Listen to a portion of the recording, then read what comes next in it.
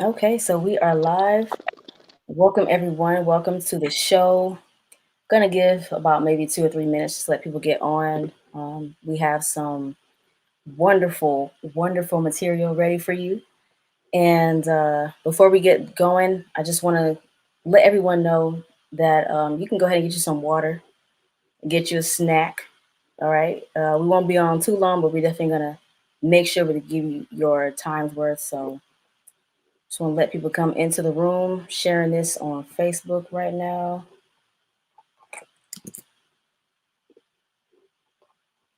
And somebody else. Okay.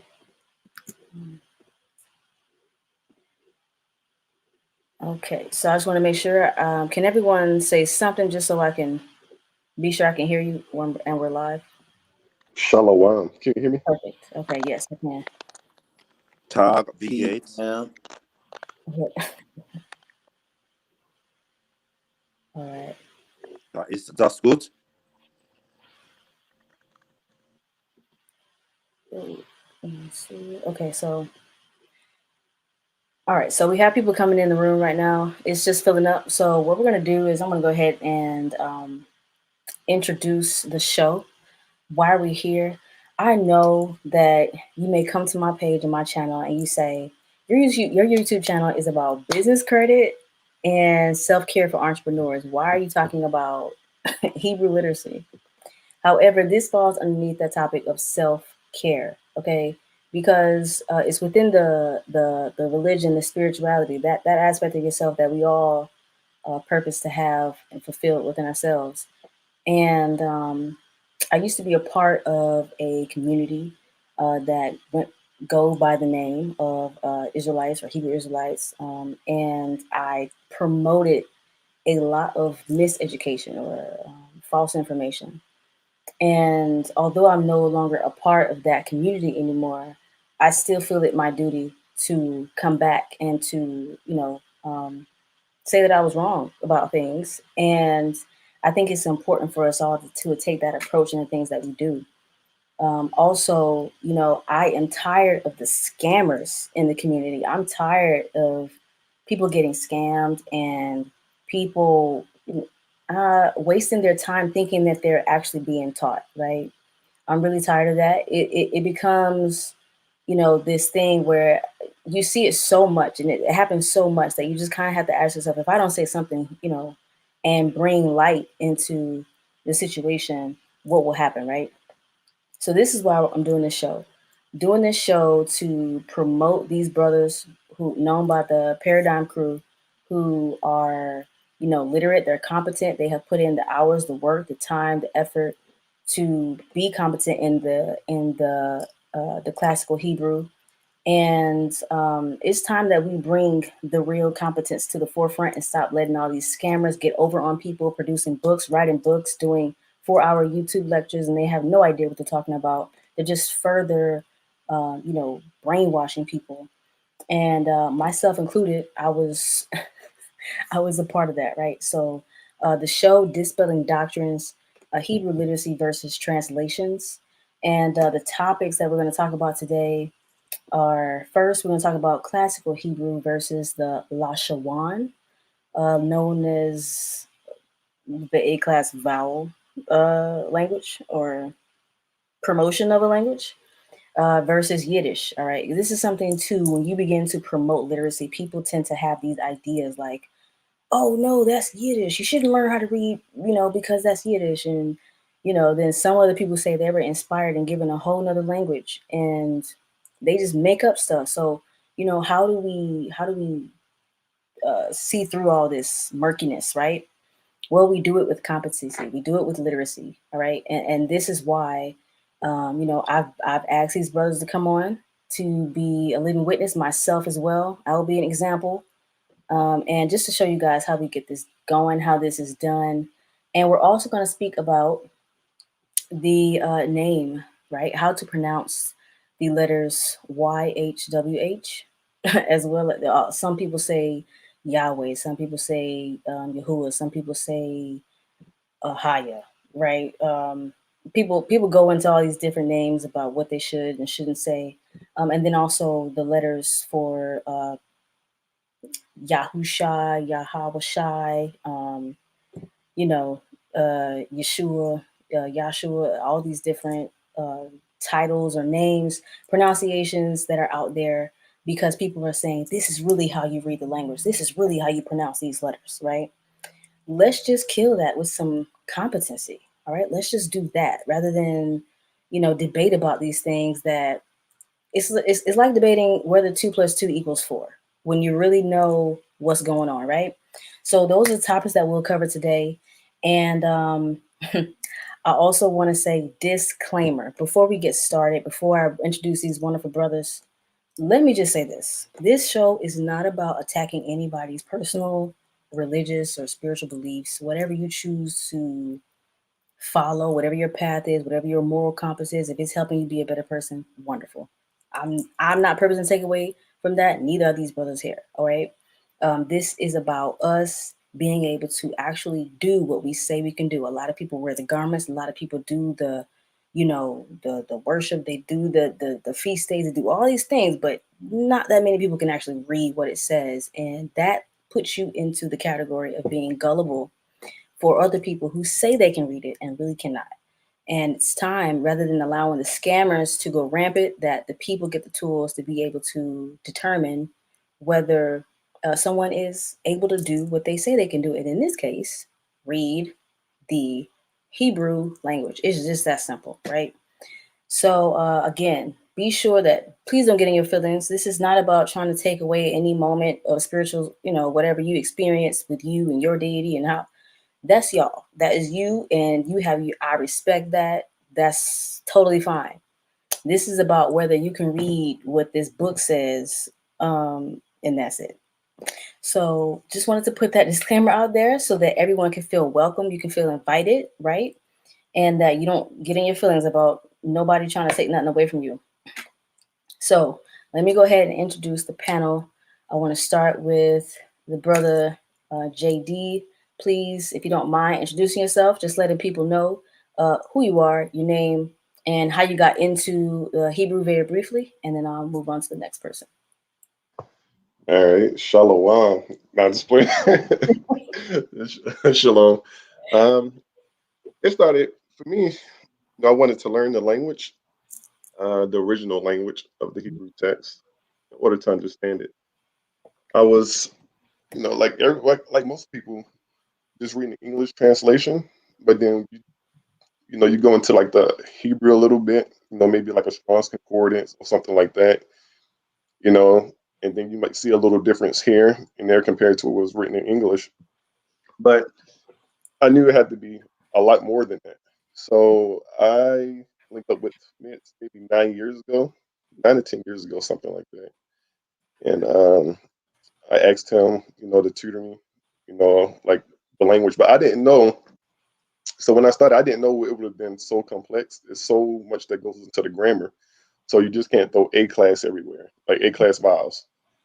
It's like, because that's really not how it works, at all. But I didn't know that. Right. And so when you go through the binyan and go through the different stems and how the verbs are conjugated, and then you get a bigger picture. And then even when you look at like a Strauss concordance, it might give you, let's say for a word, you might have like 5 or 6 different definitions, but you don't know how to apply it, right? Mm-hmm. For the and how it's operating. But you Right. got to learn the grammar to properly use, which words actually, should be applied. Mm-hmm. So that's pretty much, my story, how I started. But I've been studying for, I guess, since 9 years, been putting hours, sometimes 10 to 12 hours a day. When I come from work, we just on there studying. I tutored a lot of people, throughout the years. Took a little break, but I've always been active in helping people whenever they need. But that's me. Okay.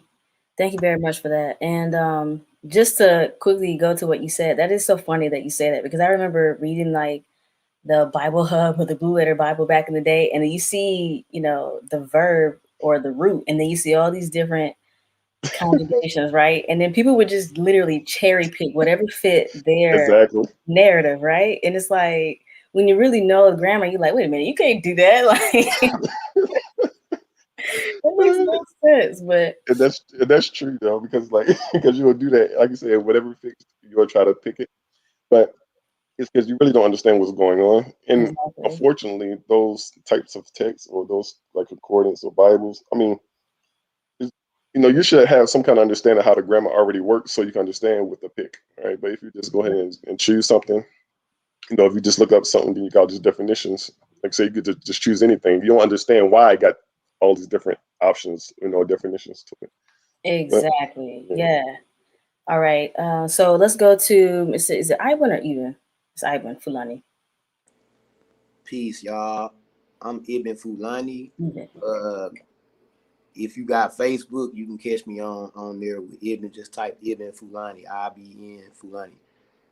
Yeah. So, uh, the way I started dealing with Hebrew was, I got caught up in the Hebrew swag, for like probably about, I would say about probably like 8 years ago or whatever, and I was kind of like just looking into it, surface dwelling. You know what I mean? I start kind of taking the Bible a lot more serious than I used to. Uh, and then I just figured, since we're quote unquote Hebrews, then I must learn the Hebrew language. So, I started learning. Oh, excuse me. Hold on. I started learning modern Hebrew. The modern Palestinian that most people start off dealing with once they start their Hebraic journey. And once I start doing that, I met up, I started seeing references to Milad El Ben Morfe, which is the Hebraic scholar pretty much that pretty much like dominates the internet as far as I'm concerned, as far as the Mhm. Hebrew community with, Hebraic scholarship. I start coming across him, and then once I bumped into him, it was on from then, so I basically just I applied what I learned, you know what I mean? And Mhm. here we are. Yeah, no, that's wonderful. We have a similar story. You know what I mean? Just that journey of going from okay, if this is really what I'm choosing to go for, um, I should be able to read this myself if I'm saying I'm going to live by this, especially, and I'm living my whole life and basing my quote unquote salvation or soul off of this. It is very important. Fact. Um, yeah, and that's the only thing because really it's like when you are seeing differences that occur, it's not to be like, oh, to heck with the Brit Hadashah or the heck with all this, it's just to be like, no, you just need to be able to manage the text so that you are not lied to, um, by people who don't know what they're talking about. So that's Fact. true. All right, so now we're gonna bring out the heavy hitter. Um, he prefers to go by the name Divine Lex, and he is I would say he's putting together a unit by the name of Matris Años Lones. And without further ado, Mr. Divine Lex, please. Shalom, shalom. Iluman togorum, tishilimukum. So, and it's me, Divine Lex.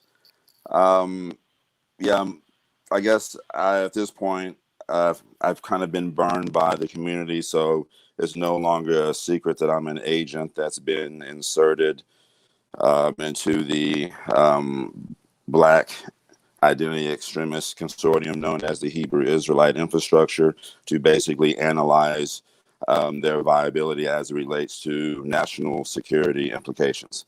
Um, so most people understand and know me, and my operators know me by my code name, Matos Onos Lones. And so here we have it. So now that everyone knows that I'm an agent, we can just kind of get past all of that and get to the crux of the matter. All right. So, yeah, I am basically, you know, um, maybe a grammar enthusiast. And what I want to do first and foremost is kind of piggyback on your original disclaimer, and that is that I don't want anyone to take what I say and attempt to leverage it as a means to disparage, castigate, or malign someone else. Now, there are going to be things that I'm going to say that could be clearly incendiary, and I may cite people by name, but it is not designed to necessarily disparage them as a person as it is to address them as an entertainer, and then, of course, define them within that scope. All right. That being said, I don't want to, I guess, disrespect anybody's time.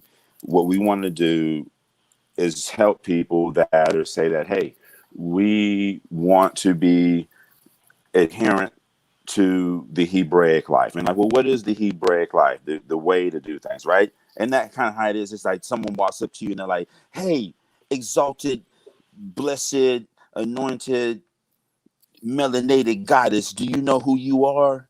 And you like, what? That's a whole lot of adjectives, but it's like, did you know that you are Hebrew? And you're like, what? Yeah, you the person, you the people of the book. And you're like, how is that so? So then they pop out of King James, right? And you're like, oh wow, look at that. It's like you will be sold, right? And then they just kind of stop right there. They don't go to the part and it's like, and no one's gonna buy you. They just kind of like, they just, and then they close the book and they kind of they pander to your emotion, right? And they try to get you on that, and they try to sell to you that you don't have an identity and your identity was Right. stolen from you. And I'm sitting there thinking to myself, it's like, wait a minute, how does someone steal your identity? It's like you formulate your identity based on the environmental factors that shape it. Your culture is an environmental product. So that being said, there are some people that I felt have profited off of commoditizing poverty, right? And poverty Mm. doesn't have anything to do with the amount of money you have. It has everything to do with, do you recognize resource, what a resource is? And if you did recognize it, do you understand how to mobilize it towards your best interests? And overwhelmingly, the diasporic African community in North America is an institutionally impoverished community. So much to the point that they suffer these identity issues, and then people leverage these identity issues to radicalize them, right? Mm-hmm. Mm-hmm. And so through the radicalization process, then they become products to be bought, sold, and traded. Right. Facts. So, and like I said, I mean, this is not to malign religion. This is just saying that if you are going to wear number 23 and put on number 23 shoes, then you better be able to at least hit a jump shot or a free throw. Facts. All right. All right. So if you are going to wear the gear, right? You right. And I'm not saying there's anything wrong with saying, hey, I just want to just change. I want to reinvent myself, even if this is just nothing more than the aesthetic. Well, that's fine. That's a Yeah. great start, Yeah. right? But you Mm-hmm. can't say that's the end all, right? I'm going to Right. argue with you because you're not wearing tassels, but you can't read a Hebrew text to save your life, and you gonna Right. start arguing with someone over she's wearing pants. Right. You know. Mm-hmm. All right. So, all right, moving forward. So I felt that we don't have to spend a whole bunch of money on, spy equipment and bugging phones. You can just troll people and make that community turn on itself Right. and try to make it establish a new hierarchy based on information and viable, substantive, tangible, actionable intel. Like, this is how a verb is conjugated versus here's some pudding and it's got corn kernels in it. Mm-hmm. Okay. That's true. All right. So moving forward, what I would like to do, so that this is more informative than just beating people relentlessly, I would like to pose questions, right, and then see if collectively we can ascertain satisfactory answers to those questions. Is that fair? Yes, sir. Very All fair. right. All right. So let's just keep it 100. Well, no, I'm gonna keep it 93.7% real. That's about as much as I can do. All right. A man that is attractive approaches you, right? Mm-hmm. And you know he's attracted to you. You find him attractive. If that man says, "Hey, anointed melanated goddess, ruler over sky and earth, I really need you to run up in me."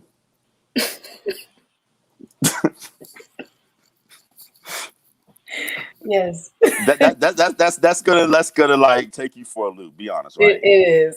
All right, because based on how English works, that means you have to do what? uh, the opposite of what the nature would be. Okay, so now he has asked you to engage him in an active pursuit to satiate his passive pursuit, Exactly. which seems to be almost counterintuitive, so much to the point that it appears to be absurd, right? You're like, whoa, Exactly. how did we get here, right? So Mm-hmm. that means that even in something is crass as that, we see that the language in and of itself must be able to convey active and passive, Mm-hmm. Right. right? Exactly. Like versus like, sister, I know this seems wrong, the way that I'm going to say this, but I need to establish myself inside of you. Right. You know what I'm saying? I mean, that's different, right? It Yeah. is. It's at So, least it's congruent.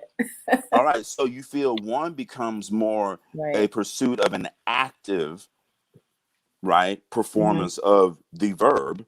versus the passive participant in the performance of the verb, Facts. right? And Yes. so you speak multiple languages, so you Mm-hmm. know that that must be true because even the other language you speak outside of English possess that ability. Is that true? That's facts. Yep. Okay. So if nothing else, English utilizes, different types of verbs and helping verbs and things like that to accomplish that. Other languages may utilize different morphological presentations or phonological presentations, right? So how it looks and how it sounds, right? So, Right. whoops, I don't mean to do that. So, like our fancy words, and I can't see how What we big it need. is on the screen. So, I mean, can you see on the screen pretty well? And is it all right? Is it coming through? I can. Let me. And no, you don't have to make. I just want to make sure that Okay. everyone else can see. That's the most It important is. thing. Yep. All right, There you go. Okay. all right, good deal. All right, so morphology is our polysyllabic word meaning the look. If we could just oversimplify it, how does it appear? The look. What does it look like? Phonology, the sound. What does it sound like? What are you hearing? Syntax, the arrangement of the constituents, the parts of speech, where are the prepositions, where are the verbs, where are the nouns, right? Mhm. All right. So these things impact semantics. Semantics just means meaning, right? Right. Morphology, phonology, and syntax, the holy trinity, right? These three principally impact semantics, how we derive meaning. All right. And so I'm assuming that in other languages, like the ones that you speak, something along the lines of a change in appearance or sound precipitates the change in meaning. Is that correct? 100%. Okay. So like if like when like if JD is like hine akimato ose hayom, I'm like, yo, habibi, um الشباب اتعيشتي. Alayla. You know what I'm saying? Yeah. Like, and so what I'm gonna do is conjugate the verb That's funny. shabar. All Right. right. All right. Ma'amru. All right. So what I did, I'm gonna write it in an archaic script. That way we don't alienate anyone from the conversation. All right. So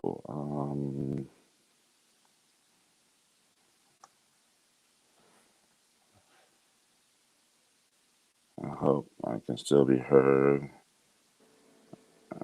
Who al hashish? You can still be heard. All right, awesome. All right, so um, ish. And while you're doing that, I just want to say that's so important that you broke it down that way because often when you're conversing with people and you're using words like morphology, syntax, they think they're just trying to be extra, and it's just like that's just literally what you. That's just what you use. Like that's just the terminology. It's not trying to be condescending. You know what I mean? Awesome. All right, and so I'm glad that you pointed that out because you know, I say it like this. It's like I took the title meticulous, you know. So no, let me stop.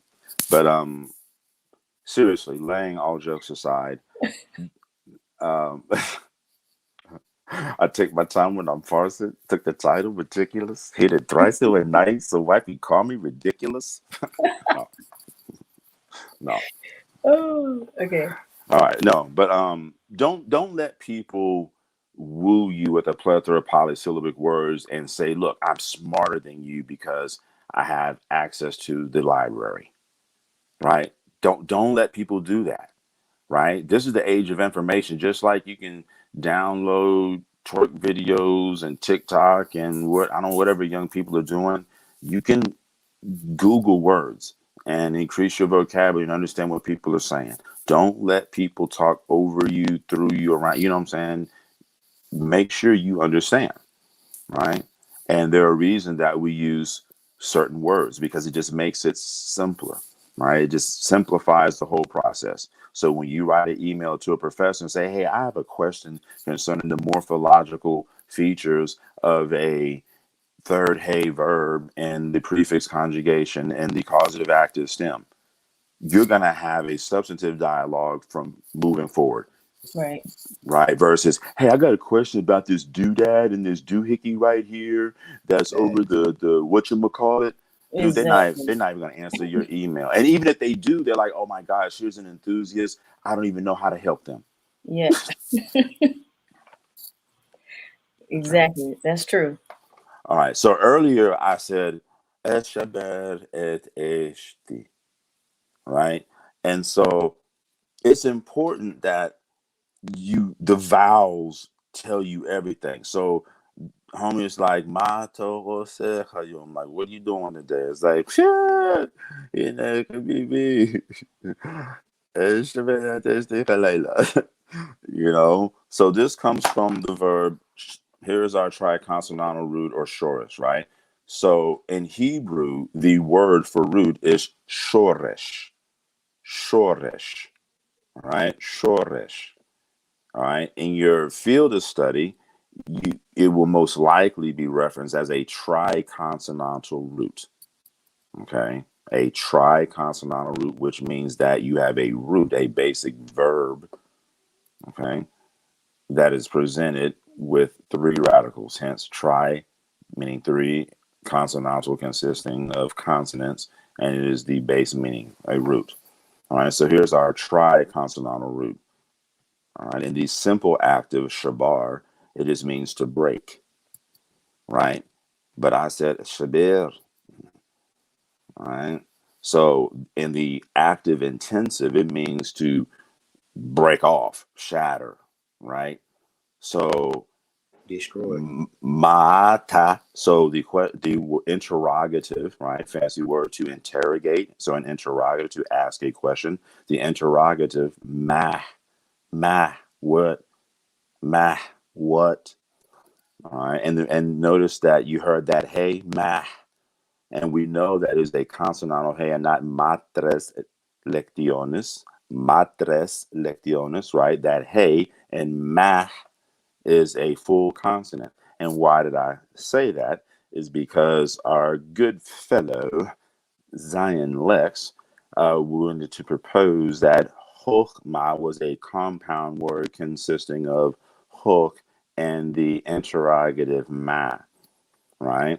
And that means that the hey would have to be matres lectiones to indicate the presence of a syllable ultima A-class vowel, right? A final A-class vowel, Chochmah. But ma is fully declined in the ancient Near Eastern languages surrounding ancient Hebrew, older than ancient Hebrew, like mahu, mahi, maha. Anyway, sorry, I just had to get that in there. So ma mean what? Ata, you, masculine singular.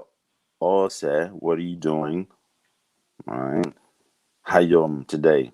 And I replied, Eshaber eteshti.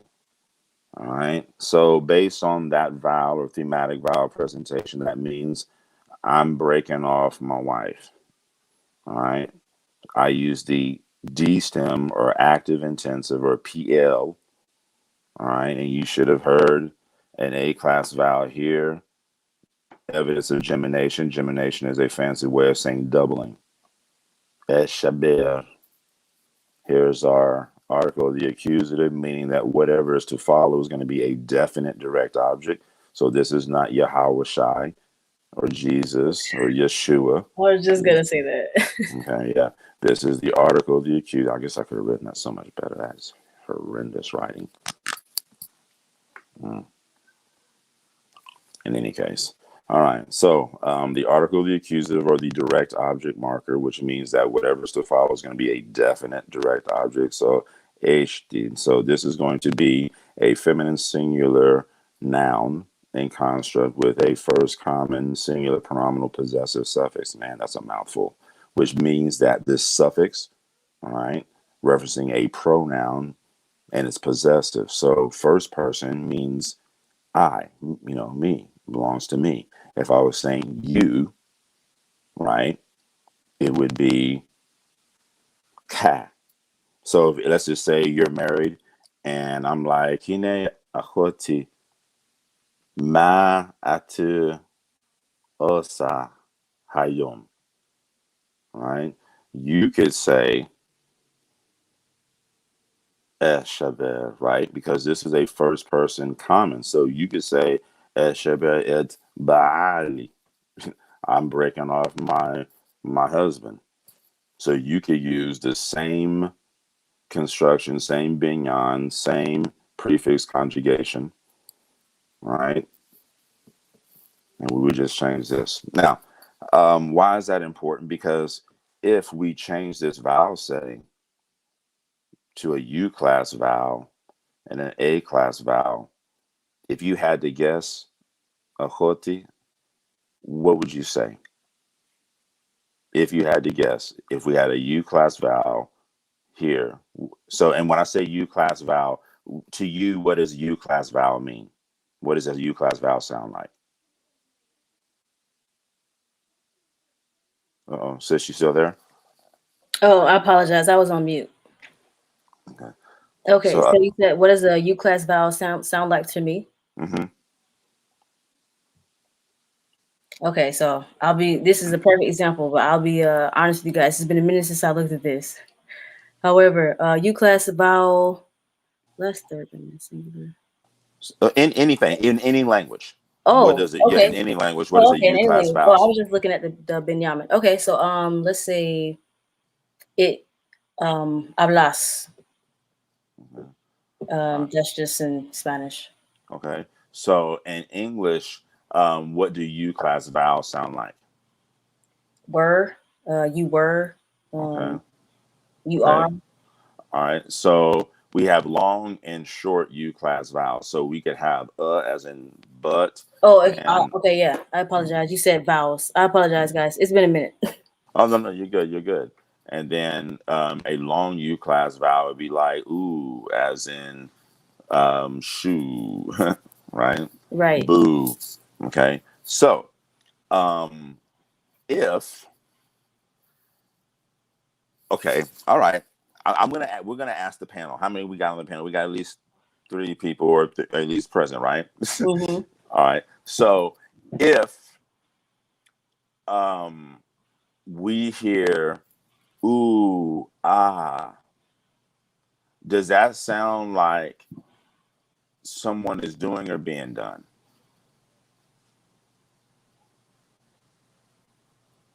Sounds like Ooh. someone is. If we say ooh or ah, it sounds like someone is being done. Okay, so friend, like so, all right. So let's say we're all gonna go out, right? Mm-hmm. And so we're gonna go pick up the homie, Okay. and so it's like, yo, we're gonna stop by, blah blah blah blah blah blah. And so we pull up, we all jump out of the car, and we're gonna go knock on the door and just invade his space and sit down for a while he finishes getting ready. Right, and as we walking up to the door, we hear ooh ah, ooh ah, ooh ah. All right, so what is that telling you? It sounds like something's being done. Mm. All right, and somebody else, what do you think? Give me hear something from somebody else. It sounds to me it sounds plural too. Okay. Active or passive though? Active. Okay, yeah. So wait a minute. So ooh ah sounds active? I mean, it can sound passive, but Well, I okay, don't so know. Oh, ooh, ah sounds like somebody getting hit. So I would say I'm being honest. okay, so that would be passive then. Yeah, I was about to say it sounds like somebody getting hit because it sounds like something that's happening after. That's why I said it's being done. Yeah, that's what I'm saying. So Okay. being yeah. So when I say being done, like this, is it happening to somebody or somebody doing it? Yeah, it's definitely happening to somebody. Okay, Oohs, ahs. okay. So Ibn Falani, what say you, mate? Say that one more time. So what? So do you say active or passive? Ooh ah, in that situation. Yeah, now that I think about it, if I was saying that, I probably would be getting hit with some cold with a cool breeze. So, Okay, yeah, I would all say right. passive. Yeah. Okay, all right. JD, what say you? I agree. Passive. Okay, all right. So uh, if we walk into the door, we about to knock, and you hear yeah, yeah.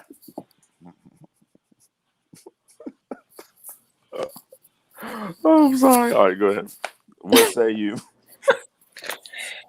I would have to say that's active. Oh man, this is so Okay, what say you, Ibn Falani? Yeah, I would definitely say that sound active. Okay, JD. I agree. All right. So if for some reason, right, there wasn't even a word, right? It was just a series of vowels, right? So we could call that a thematic vowel sequence because Mm. we were able to derive, right, lots of data just from the sequence of vowels, right, that came from that house, right? Mm. So like if we supposed to go pick up wabba wabba wabba whatever, right? And all of a sudden we walk and we hear ooh ah ooh ah, we be like, yo, what's going on with my man, Yeah. right? All right. So anyway, so the point is, even without words, thematic vowels give us a whole lot of information. In ancient Hebrew, it's no different, right? Mm-hmm. How do we say we want to serve?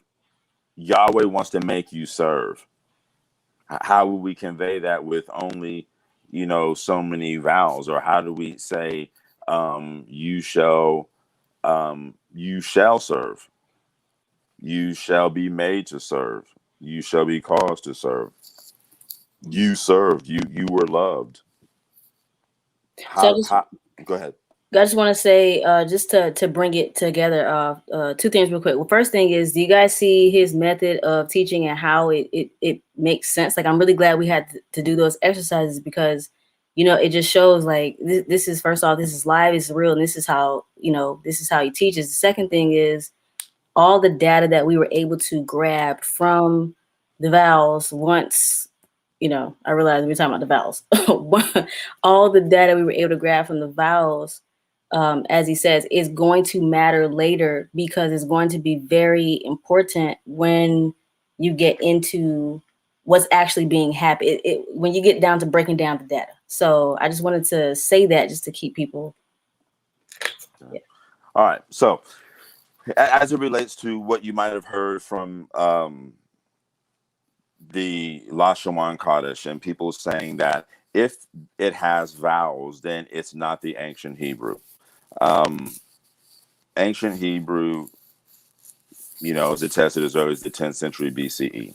And I task anyone with trying to speak any language that it has to be audibly discernible without employing vowels. Right. Matter of fact, you can't produce a consonant in the Hebrew language without a vowel. It won't be discernible. So the idea of people saying Hebrew had no vowels is like that means that they didn't understand what they read. Right. The alphabetic index is void of dedicated vowel graphemes. Mm-hmm. Right. Whereas English has dedicated vowel graphemes or letters to indicate this is a vowel. Ancient Hebrew, utilizing the Aramaic or Phoenician orthographic index indices, does not have that. So that being said, the language does have vowels, and it uses vowels to convey is something active, passive, past tense, future, feminine, masculine. Mm-hmm.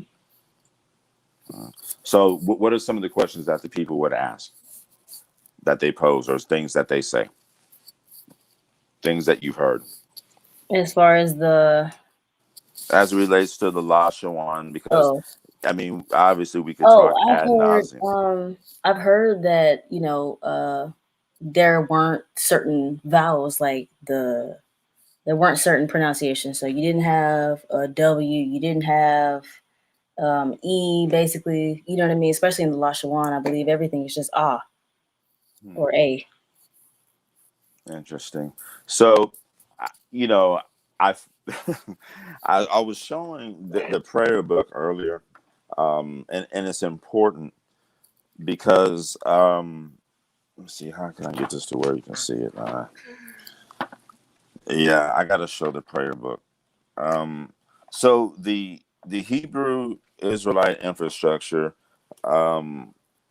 as they began to promote their system, and this system, I mean, wait a minute, somebody was going to speak on the dates, but I won't speak on the dates. But I just wanted you to take a peek at how one of the things that the proponents say is that there is unique and it is void of vowels and it's void of the Edomite system and white people's scholarship and all that stuff, right? Khazarian influence. Um, but if you look carefully, right, you're going to see evidence of manchas oñas. No, I'm just playing.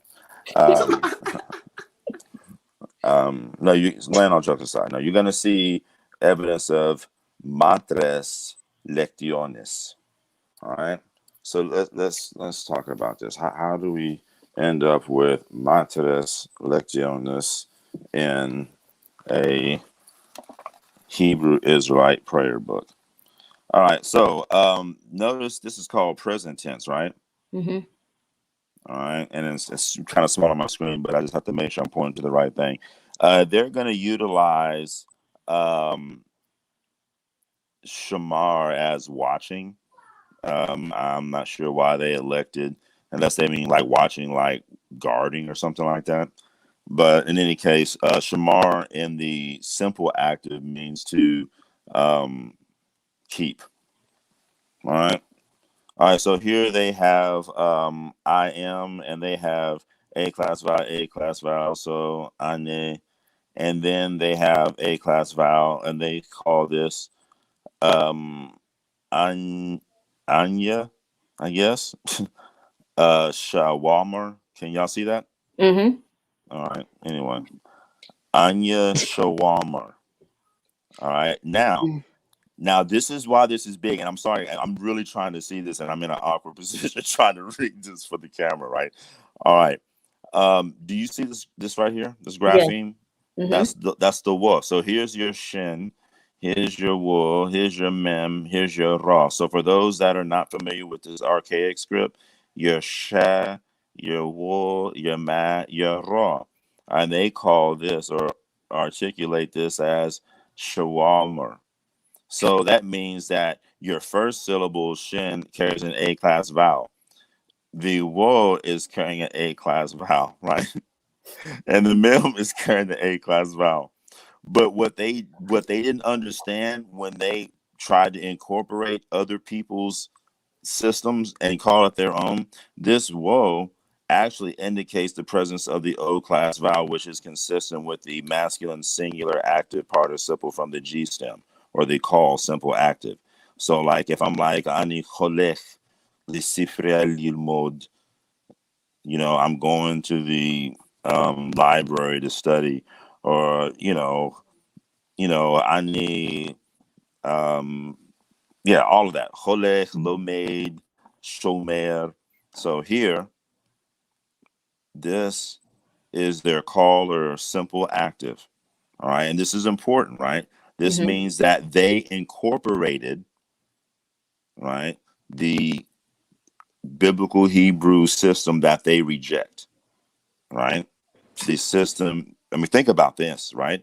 This does not have to be here Nope. because I can say shomer just by writing it, right? Because there are no vowels, right? The only reason that woe is there is to Yeah. indicate to the reader that it needs to be understood to be um, a active singular participle. Man, my marker's going haywire. Oh, wrong one. All right. I'll write on the board. Makes it easy for me to see. And then we'll move along. All right. Especially if the text is unvocalized. Yep. And that's why we use Machas Años Lunes. And what do you mean by if the text is unvocalized? Okay. Ibn Falani, would you like to talk about that to any degree? Basically, when it's unmarked, like there's no diacritics, there's no vowel signs, none of that. Okay. Okay. So, Ane is our first person. First person just references yourself, right? So, I. Mm-hmm. So, Ane, and it's common and it's singular. So, if I want to say we, Anachnu Shomarim, right? We are keepers or keeping. But this is Ane Shomer, Shomer, Mm-hmm. right? So, if we were just to say a type of vowel that you heard, you know, show mer. So the first syllable show, what type of vowel did you hear? What class of vowel, if you prefer? Show mer. O Oh. class vowel. O class. Okay. All right. Mer. Show mer. All right. And with the mem, the second syllable, what did you hear? I class. Okay. Show mer. So, prior to the show, anyone looking, we disseminated a link that talks about the paradigmatic behavior of the strong verb, right? So, what I would like the participants of the panel to do is just to look at maybe the paradigmatic chart or the paradigm chart, and based on the vowels that you heard, see if you can find where you heard that O all right, and that I or E class vowel with the mem. Shomer, shomer. It would be a singular. It would be a singular active participle. Okay, singular act. And which binyan? G stem. G stem. What if I added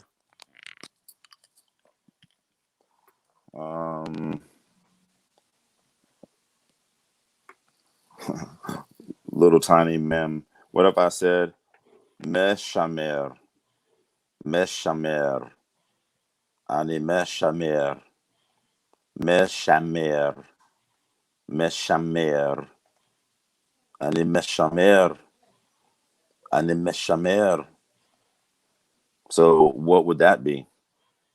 Based on the morphological presentation, meaning what you see, right? We now added or prefixed a mem, right? Mm-hmm. So here's our triconsonantal root or our shoresh, and here is a prefix. All right, and we would call this a performative prefix. Okay. All right, so this performative prefix mem, all right, meshamer. So based on the morphological presentation and the phonological assets, what would that be? PL. Okay, PL what? Active participle. Active participle. Are we all in agreement? Kind. Okay. What if it was meshumar? Meshumar.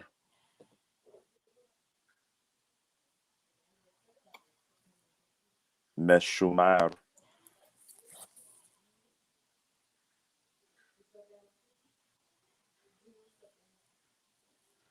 The pual. Okay. So pual would represent the passive intensive. So whereas the PL, if I said meshamer, all right, ani meshamer, I am preserving. Okay. It's like, what are you doing? I am preserving. It's like the Romans are coming. All right. So it's like, well, what are you doing? I need Meshameria Torah. I'm preserving the Torah. I gotta put it in these jars and take it to the caves. Okay. Meshamer. All right. So if I am preserving is Meshamer, what would Meshumar be?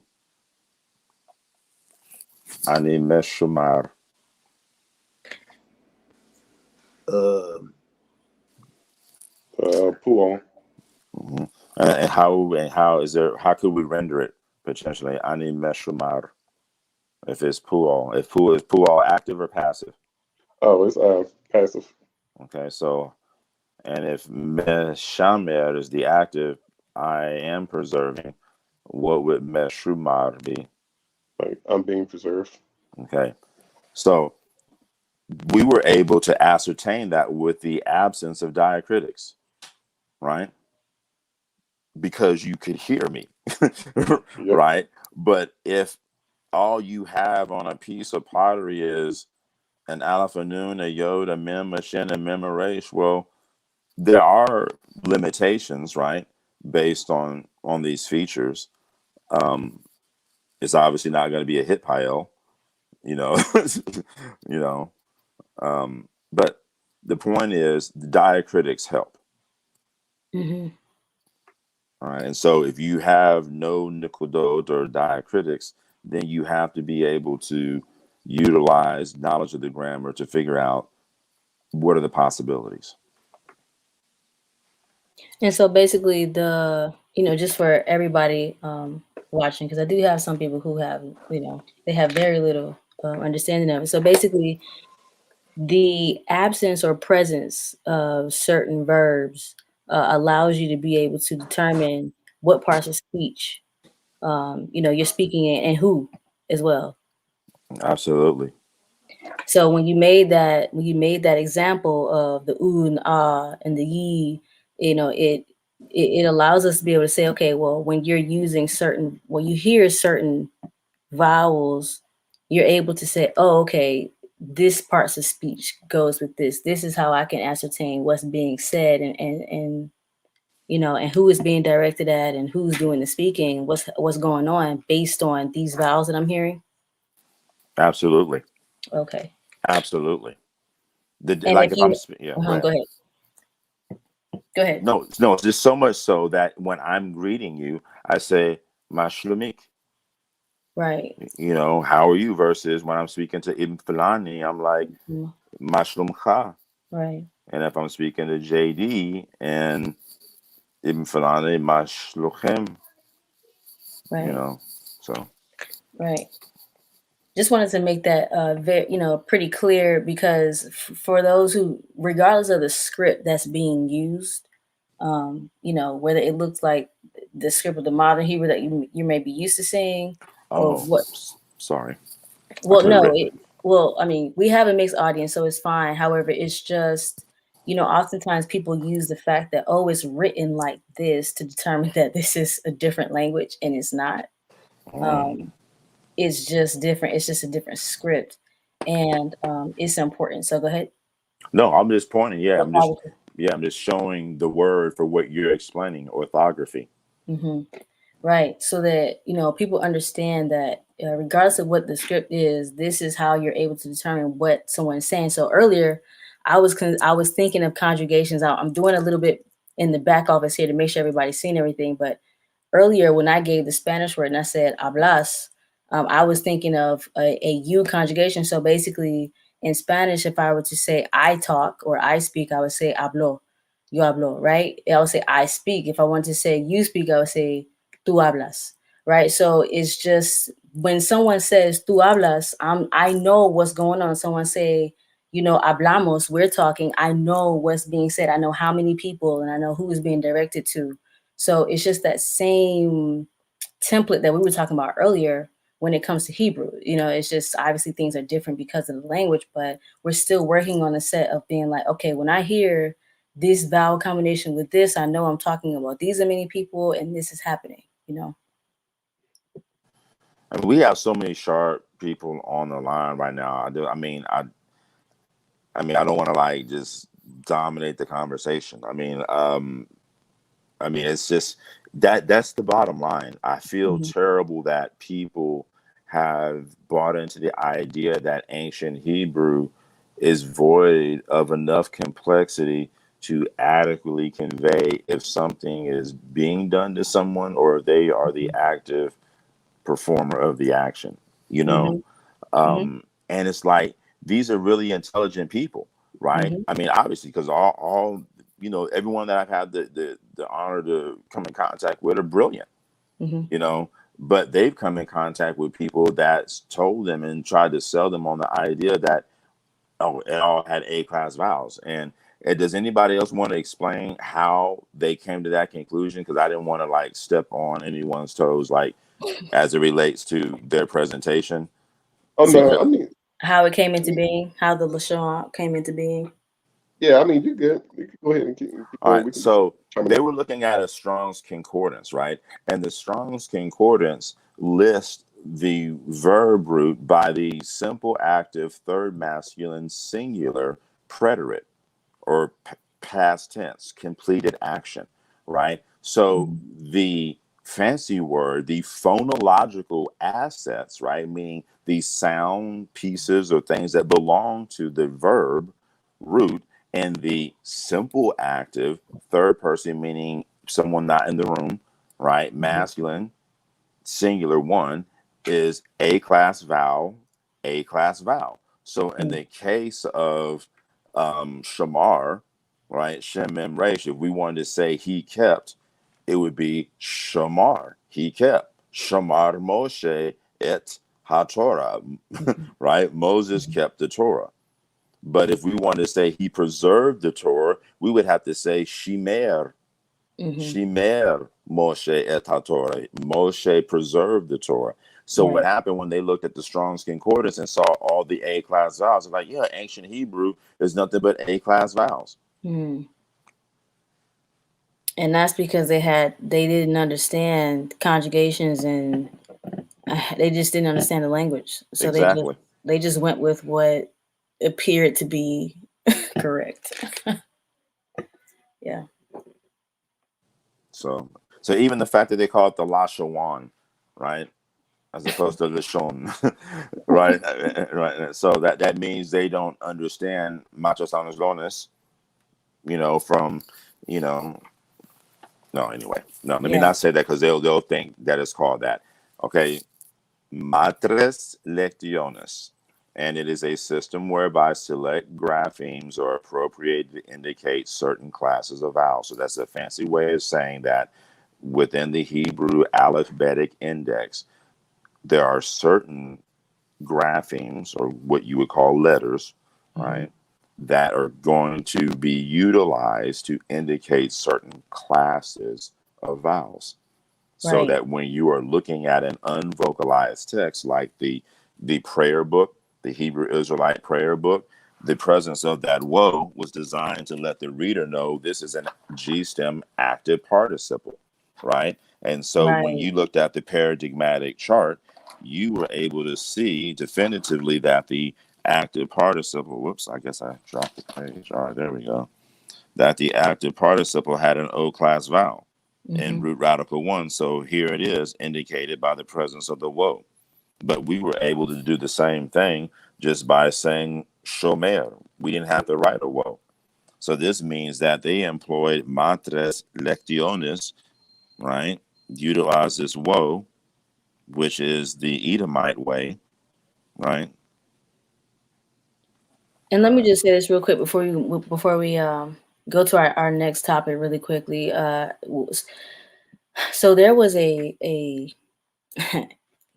discussion, I would say, that you had with Zion Lex and the topic of, well, as I believe it was pronounced Matres Años Lones.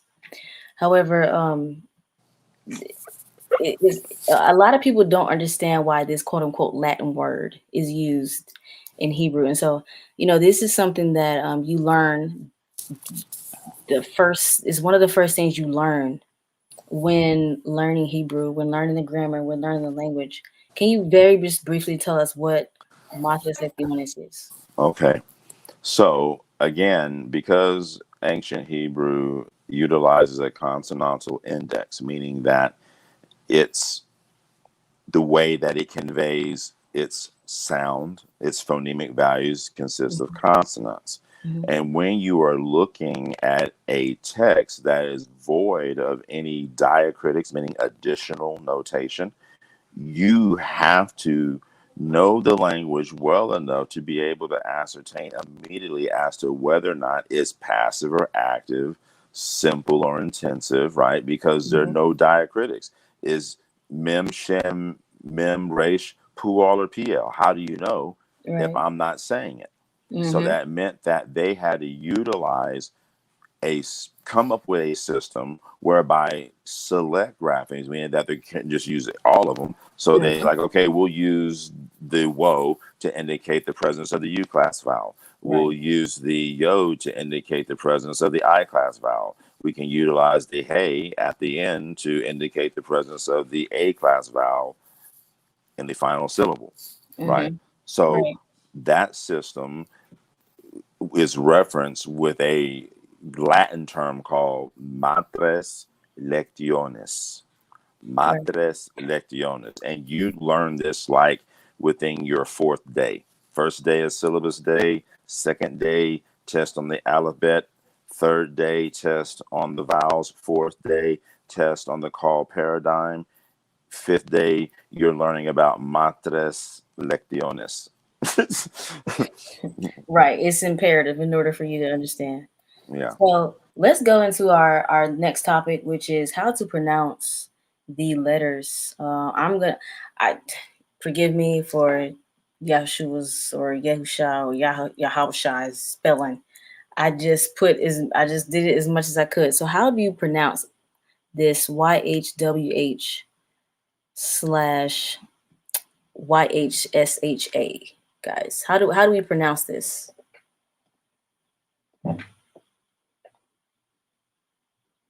I would say Yahweh or Yahweh. Are we still on? JD, can you still hear me? Yeah, can you hear me? Okay, I can hear you. Yeah. For some reason, it just didn't pop up, but yeah, I can hear you. I think Mitz fell out.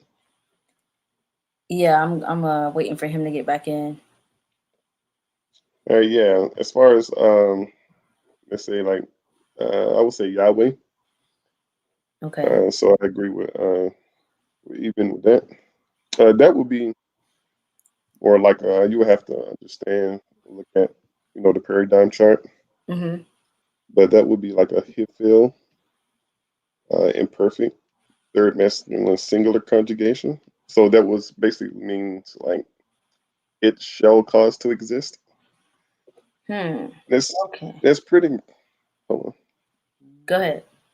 Oh, okay, yeah, and that's pretty important because some people have the idea that when you say like Yahweh, that you're calling on like a Jewish God or Satan. I hear all kind of ideas and things that people say within like the community, within Hebrew community, or people that don't know the language. But there is a reason why we say that. It's because it's grammatically speaking what it represents. Right. And I Right. remember, before I understood um anything, it was I thought, Yod Hey Wahe was like this name, of God or whom or the Most High, whatnot. And there's myths. However, I thought Yod Hey Wahe was the name of God, and I didn't understand. When I started to understand the conjugations, that's when I said, "Oh wow, like this isn't say what I thought it says," and even the fact that it can be interchangeable with it, you know what I mean, rather than just Exactly. he, um, it's interesting. Mitz, can you hear us? I can hear you now. Can you guys hear me? Yes, we can Yeah, hear okay. it. Let's see. All right, so fine. Mm-hmm. All right, so was this somebody who somebody was going to be addressing this? I'm back in the call now, so I'm sorry. I know we were just talking about it, but yeah, you could go ahead and chime in. But we was talking about Yahweh, grammatically, Mm-hmm. what it represents, what is being said. It's not just an idea of just like a regular name you just popping out of nowhere. As far as like the hit feel and perfect, third person masculine singular. And I do want to talk about something because you know, when I first was introduced, the first thing that happens is once you get like, oh, this is who you are and this is where you come from and black people like this and all this kind of stuff. Once you get there, right, and then you start to be like, okay, well, you want to call on the name of God or whatever. You start hearing this second thing that come into place, which I know was taught by a few people, and I learned this from Lamar Yahoo at the time. I don't know if he's changed his stance since then, but in the time years ago, I first heard that there was no W in ancient Hebrew, and that you know there's no W in ancient Hebrew, and everything is Ua, so it'll be Yahuwah or Yahusha and all these things. But we also have like the Ahayas, and then we also have Yahweh, or what's another one? Yeah, I'm not even Yahweh. Yahweh. Okay, that one, Yeah, Yahweh. That's the one I was looking for. So, how do we get from there to all these different pronunciations when the grammar says something strategic? So let's get to what the grammar says, because I've heard a lot of different things about people saying stuff about ancient Hebrew and the vowels it doesn't have and the vowels it does have, and you know what I mean? I would like to know, how do we pronounce this? Don't forget Yahweh. Oh man. Yao. Oh yeah, that's the new yeah. one, ain't it? Yahweh Sharab. Yao Shabab. Yeah, I mean it's and anybody can speak on this. I would like to know, when you're teaching somebody, because I also want to make this disclaimer. Um I respected everyone's connection to their deity. and whatever has been revealed to you is fine. I'm not coming against that, but I'm saying not. But however, I'm saying when you are teaching somebody's language, when you are reading it, all right, not what you want it to say, but when you are reading the language, how do you pronounce these titles, these names, these parts of speech? How do you pronounce this? Okay, so for instance, we established definitively that the simple active call stem or G stem masculine singular active participle required an O class vowel in root radical 1, an I Mm-hmm. class vowel or E class vowel in root radical 2. There was just no Mm-hmm. getting around that. That is the behavioral attributes as exemplified by the paradigmatic chart. That's just it. The PL Right. has A class vowel in root radical 1, gemination in root radical 2, accompanied with the elongated E class vowel. That's just how it is, right? So that Right. means that if we are trying to ascertain the behavior patterns of a prefix conjugation verb, we want to ask, well, what kind of verb root is it? What is the triconsonantal root, right? Right. Well, I mean, so that's these are questions that we can ask. Like, so for instance, um, um, is the first letter of the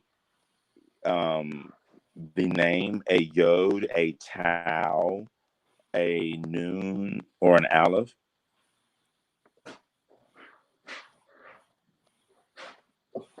Yes.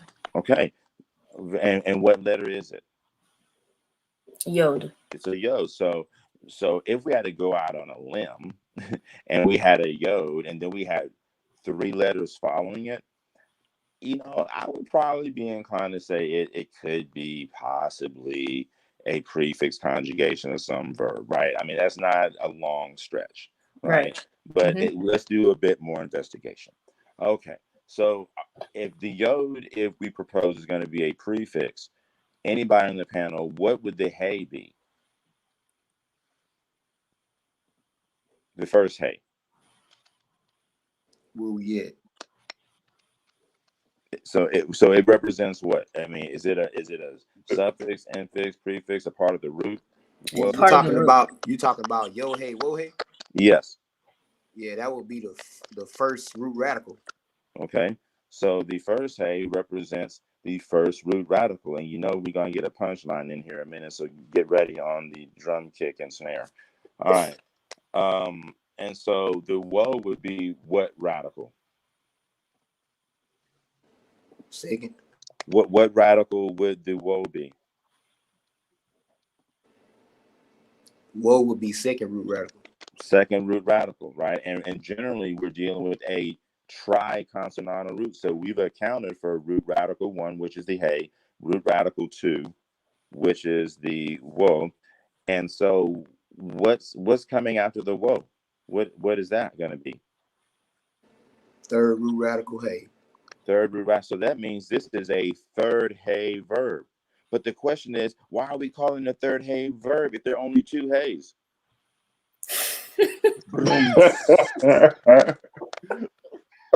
Damn. that okay. Bahashim YHWH. Man. All right, so this is a third hey verb, not because the root is hey, hey, hey, but because root radical 3 is a hey. So in the system of pal, right, you could have we have a lamed hey verb, right? That means the third radical or the lamed radical is a hey. And third hey verbs have pretty interesting ways of behaving, right? Mm-hmm. Especially during prefix conjugation.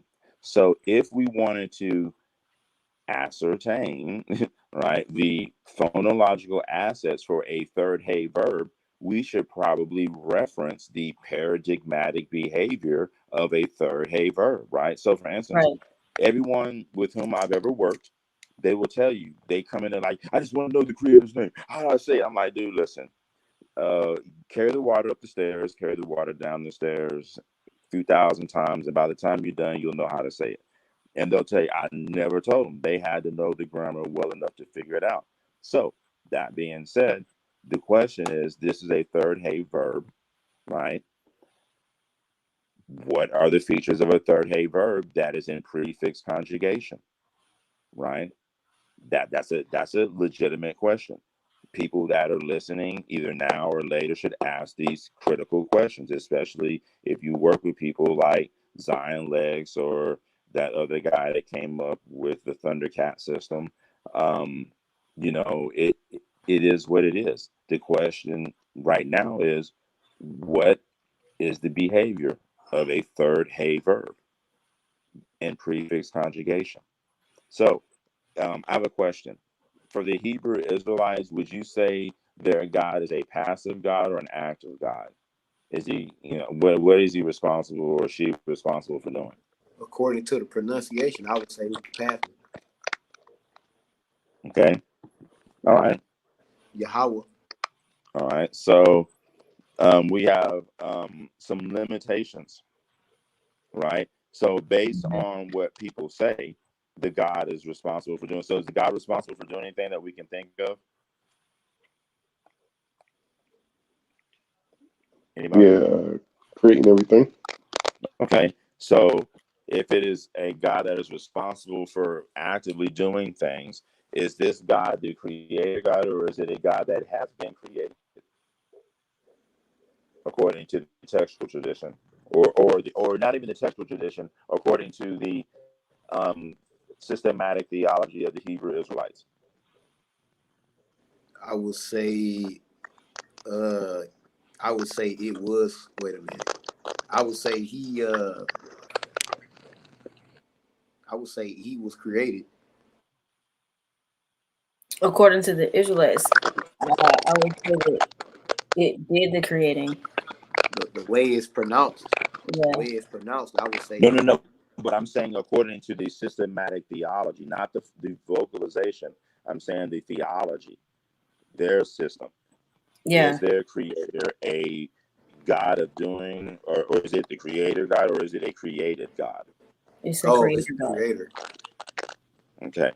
So then, as it relates to vocalization, people are asking the question, how do we vocalize our creator God's name? We have established definitively that Hebrew nouns, for the most part, are derived from Hebrew verbs, right? There are verbal performances, right? And so, unless they are borrowed in from another language, things are as they do.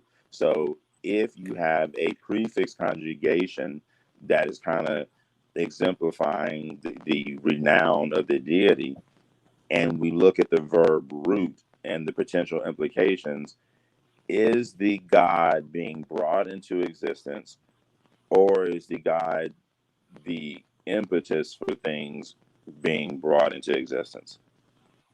You know what I'm saying? Based on what needs to happen for this particular group, right? So if I said, hey, I heard your God was created by another God, would they agree with that? No, Nah. not at all.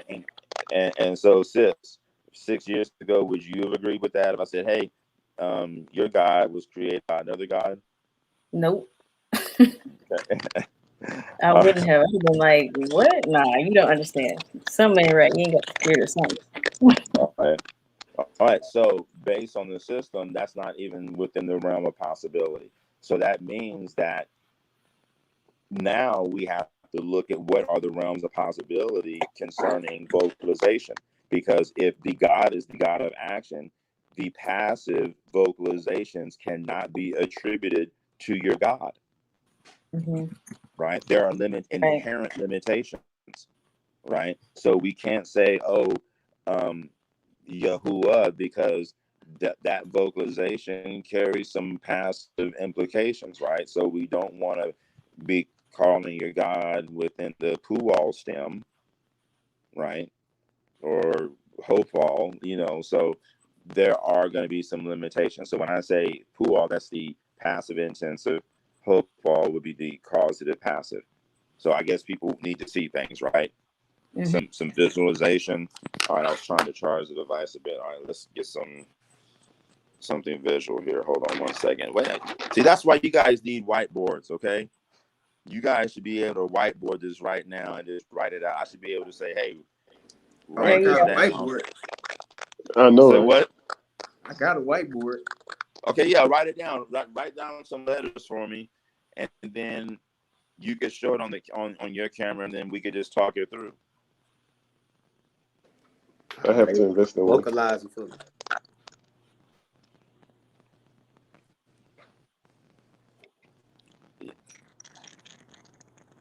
And just so you all know, like you can, put what's going on. So what's going on as far as the grammar, the same thing we were just talking about earlier. It's just, when you can have 3 letters in the root, and depending on what other letters go with that, it can determine what parts of speech we're talking about, right? So again, a lot of people, it's hard for them to understand what we're saying because of their concept and paradigm, which is why he said that if I would have told you that years ago, would you have believed me, right? And so it's like, well, the brother's going to break down why this is so, why you pronounce it this way, according to the grammar, not according to what anybody else has to say, right? And what that breakdown of the grammar will mean for the word in total, right? So,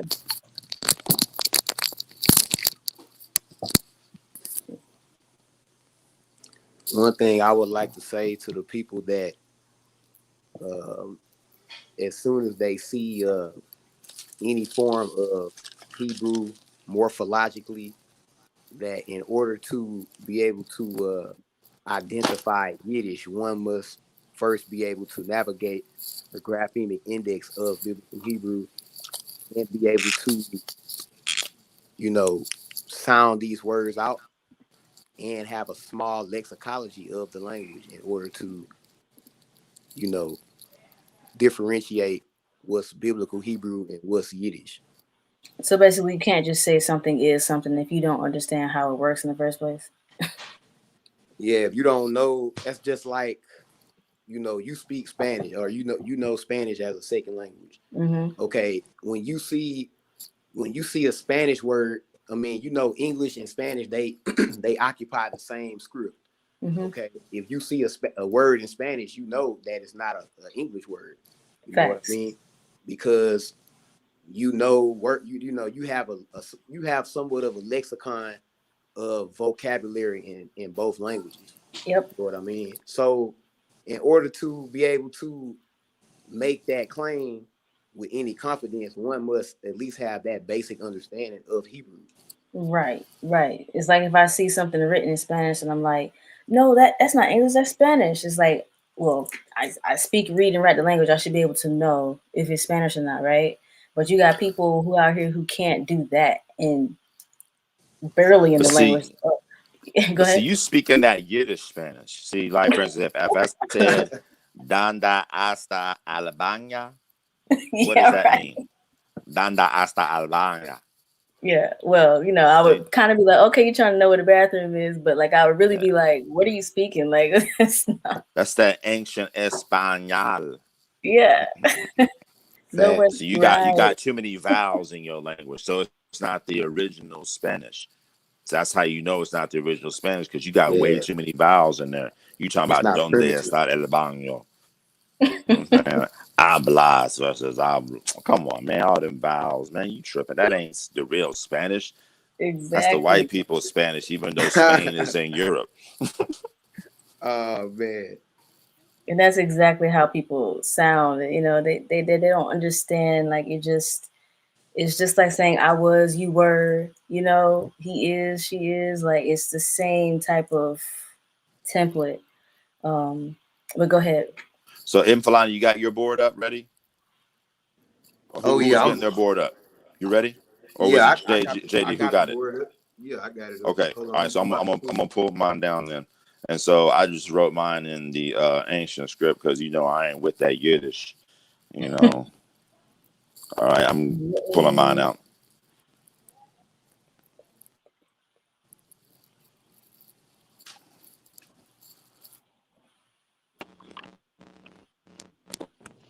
You had wanted me to what you wanted me to write down? YHWH? Yeah, that'd be great. Toda, or should I say Thawada? My bad. Salakia. All right, hold up. See, I don't believe in throwing shade. I just do sunshine.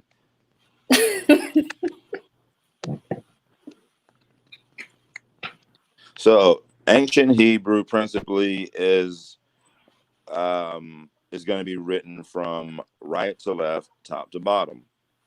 Okay, and we're using the archaic script as to not alienate from the conversation those proponents of ancient Hebrew that believe that the orthographical index of attestation is the sole determinant in the identification of the language, and nothing could be further from the truth. Again, orthography, which means the representation of the language's sound, right? Orthography is not the sole determinant in the identification of a language.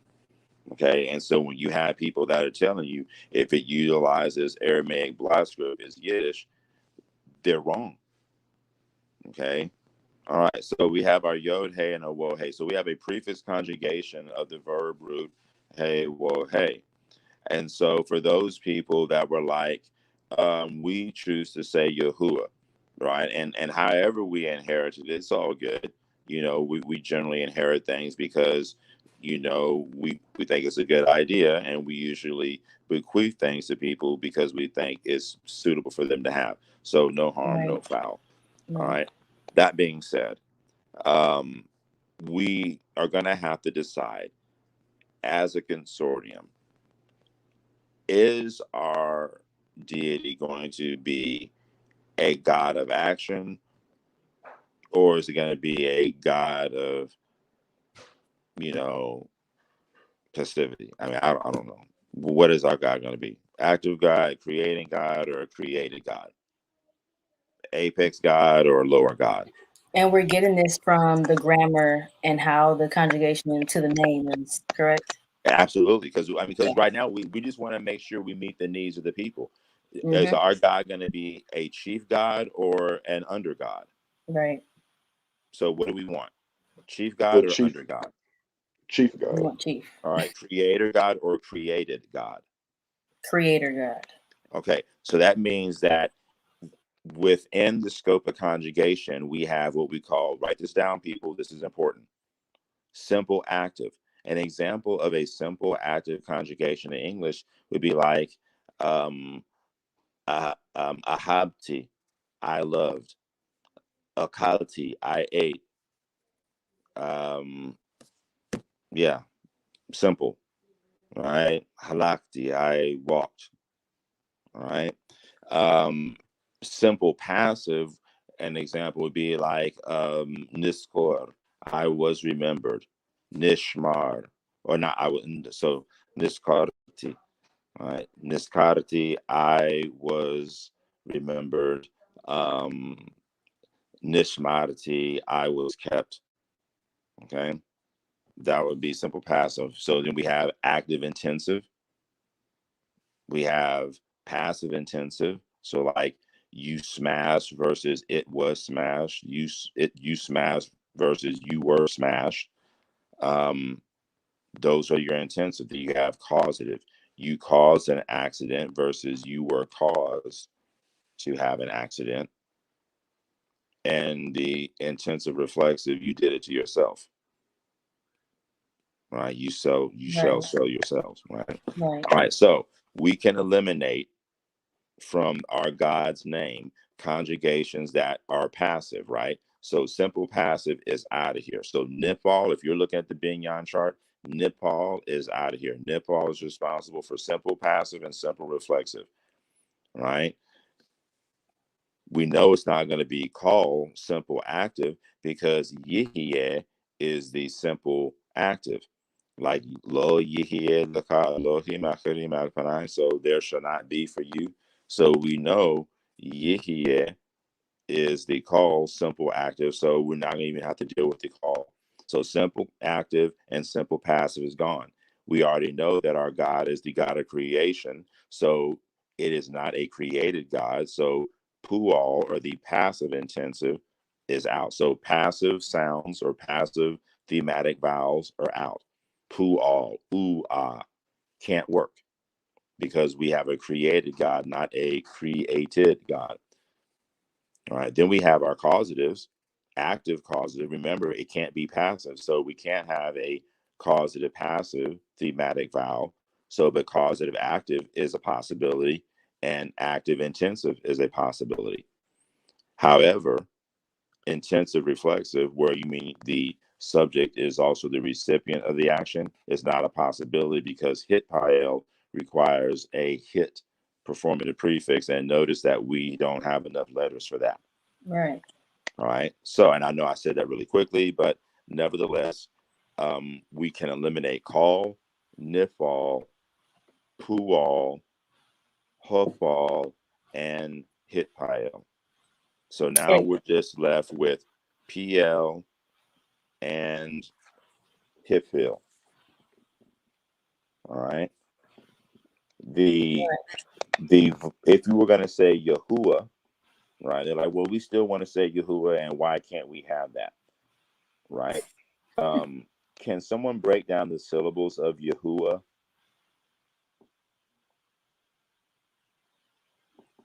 How many syllables do we have in Yahuwah? Yeah. Three syllables. Three. 3 syllables. Can someone tell me what those syllables are? But Yah. Who are? Okay. So that means your yod would be carrying an A class vowel, right? Yeah. Mm-hmm.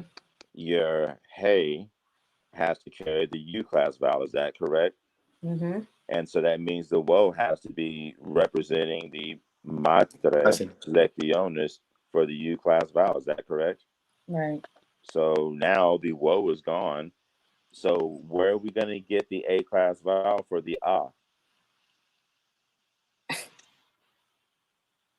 Unless someone is going to propose that the hey is matre lectionis. Now, I have a quick question just to satisfy that. What are the rules of syllabification concerning ancient Hebrew? What is the minimum value for a syllable? it must be a consonant and a vowel. Bam! Woo! Man, somebody passed the plate. All right. So that means the yod and ya, you said ya is our first syllable, our first consonant vowel, ya, A class vowel, who, our hey and U class vowel, and now we need an However, we don't have a consonant upon which to affix the A class vowel, the syllable ultimate A class vowel. So if we're going to appropriate the hey as matre lectionis to indicate the presence of a syllable ultima A class vowel, which is a kick-ass way of saying final syllable A class vowel, we can't even meet the minimum requirements for syllabification. We have to have a glottal stop aleph to have Yahu right? Mm-hmm. So linguistically, it's impossible for this to be Yahu. One, as soon as you appropriate the woe to be the presence of the elongated U class vowel, you've immediately disqualified the hey from being matre lectionis, because we have to have consonant vowel, or consonant vowel, consonant vowel, consonant vowel, consonant. Right. That It, would I mean, change the whole spelling. you say what now? That would change the whole morphology of the whole word. I was just gonna say. I mean, again, oftentimes people, because they're caught up emotionally, they tend to think that speaking about the rules of how the language works, it's being condescending, but it literally is just saying that it just doesn't happen. You're not gonna find that. It doesn't match the rules of the language. And even when we're talking about why you can't have these vowels or these sounds, uh, the thematic vowels, right? The reason why you can't have these specific sounds saying, these particular sounds is because if you did, it would be using a specific tense, or it would be, it wouldn't be the creator God, it would be the created God, because of, the vowels themselves, and what you're saying when you say what you're saying. That's absolutely true. That Yeah. is it in a nutshell. The Yeah. vowels carry an inherent semantic value. Right. That's why we call them thematic vowels, because they carry an inherent theme based on proximity. So if we were to say, no, no, no, no, you got it all wrong, the people mispronounce this, it's YHWH. Well, that means that Infalani, can you just hold your pen under the yeah? So we'll just pretend. Matter of fact, let's give it some Yiddish marks. Put some to indicate a class vowel of any type. Just any Yiddish mark to indicate an A class vowel. All right, excellent. All right, now give me some more Yiddish dots to indicate a U class vowel with the hey or anything. That way we can just say we want people to know that we want the W to be a full consonant. Awesome. So now we got our U class vowel, and then we got our final A class vowel. So now we can actually satisfy to some degree the phonological requirements to produce within the rules of syllabification Yahuwah. However, we do have some problems, right? One, we got to figure out what are we going to do with that U class vowel in root radical 1, because that inherently signals to the listener that this is a passive conjugation of that verb root. Mm-hmm. Right? So whether we, utilize an A class vowel with the performative or with the subject prefix, or a short vowel with the prefix, the bottom line is the U class vowel carried by root radical 1, or the pay position, is indicative of what? So if you were to look at your paradigmatic chart or the Binyan chart, Mm-hmm. what binyan or what stem of conjugation carries the U class vowel in root radical number 1?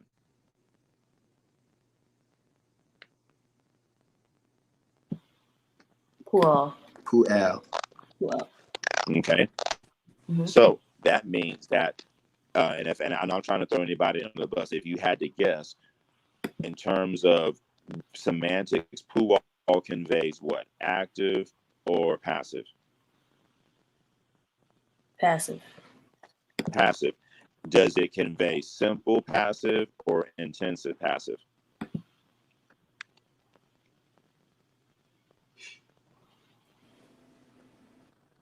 If It is any guesses? intensive passive, right? Intensive. Intensive passive. Excellent. So that means that based on this thematic vowel assignment, and we didn't assign this is the assignment proposed by this particular community, right? And so based on this particular thematic vowel assignment, it is inherently passive. So now their God is a created God, a fashioned God, a God that was forced into existence, right? Right. And if Mm-hmm. someone said, well, why are you looking to assert that the verb root is existence? Well, I'm not. I'm just saying that if the narrative is saying YHWH, right? So now we're Mm-hmm. just saying in the first person, the deity is simply saying that f of x equals x. What I put in is what I get out. I am as I am. I am as I do. Mm-hmm. So you don't have enough time in your life to define my renown. So let's just move on with the conversation. And so this is how the narrative kind of crafts grammatically how to manage this deity's name, Mm-hmm. right? And so that means that based on the grammar, we are going to have certain restrictions based on our inherent need to allow this deity to be the chief or the apex deity, right? Facts, right, We got to figure out a way grammatically how to establish that. And right, nothing says that more than an active conjugation versus a passive right. conjugation. So now we are limited to active conjugations. The simple is not going to get it because simple is yihye. Like, we're not going to say he shall be. No, Mm-hmm. it's more than that. He causes things to happen, if not when he made it happen, right? So um, Exactly. the if fill, like PL, could work, but it could be a bit restrictive potentially. And we need an A class vowel. The HIFIL, I mean, the PL or the active intensive D stem, if you were to reference your paradigmatic chart or Bing-Yan chart for those playing along at home, right? If you were to look at it, your prefix radical, where the yod is, remember, our triconsonantal root is comprised of a series of three consonants, root radical 1, 2, and 3. So Mm-hmm. the yod occupies what we call the prefix radical position. That prefix radical position carries the schwa vowel in prefix conjugation, which would to some degree eliminate PL as our stem of conjugation because we have already conceded that they have to some degree established it is going to be an A class vowel in that prefix, right? Mm-hmm. So Mm-hmm. that being said, we are probably inclined towards the HIFIL because HIFIL is the only remaining stem that allows us to have active conjugation beyond the simple and A class vowel in the prefix radical. All right. Right. Can we all agree on that? Is that true? Yes, we can agree. Yes. Okay. All right. Great. So um, now, because this is a third hay verb, even though they're not three hays in the root, all right, it is a third hay verb. That means the third hay is a full consonant. Therefore, it cannot be what? Matres lectiones, right? So we Right. couldn't say Yahuwah, right? If Right. the we have to stick a glottal stop in there somewhere.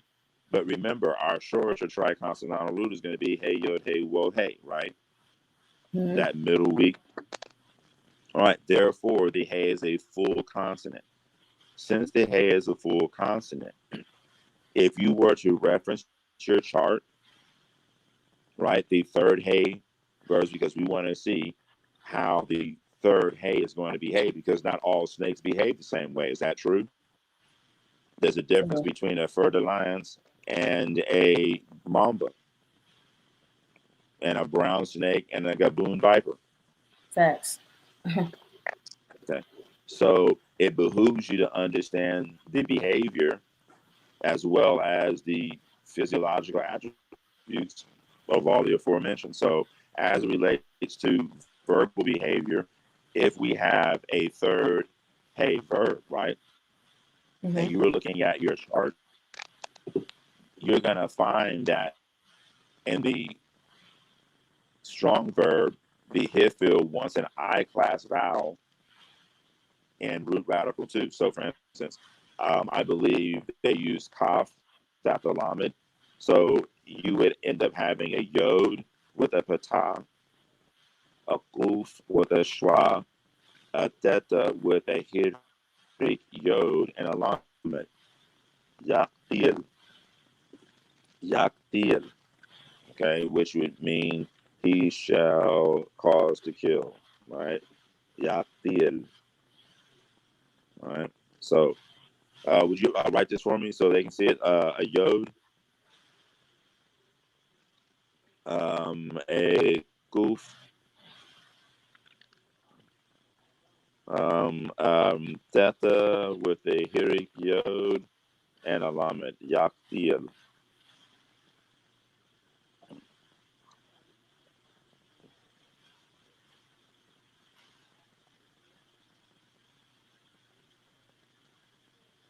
So yod, goof,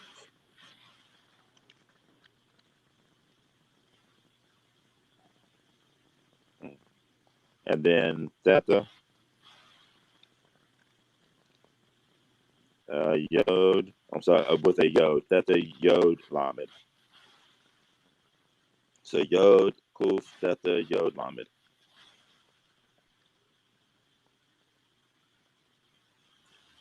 Awesome. All right, so our yod would carry our A class vowel, our kuf would carry the schwa, our theta carries the elongated I class vowel. This is indicative of our hifil, our causative active stem. He shall cause to kill. Yakdil. All right. So now notice that second root radical is carrying the long I class vowel, yakdil, because our verb root is a third hey. It is going to have some pretty profound impact on how that elongated I class vowel is going to sound, right? So if we were going to build, the creator's name based on the prototypical behavior of a strong verb, but even though hey, yod, hey is not a strong verb, let's look at it this way. Would you give me a yod, right? A yod, a hey, a whoa, a yod, and a hey. So yod, hey, whoa, yod, hey. All right.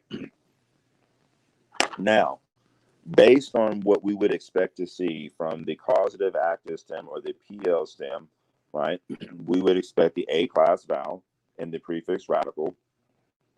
We would expect the absolute value or the schwa, the shortest vowel possible that allows the consonant to be discernible, and an elongated I class vowel in root radical 2. So how would you guys pronounce that? Yahweh. And remember, the hey is a consonant, and we have to pronounce it no different than if it was a lamed. Yahweh. Everybody give it a shot. Let me hear you. Yahweh.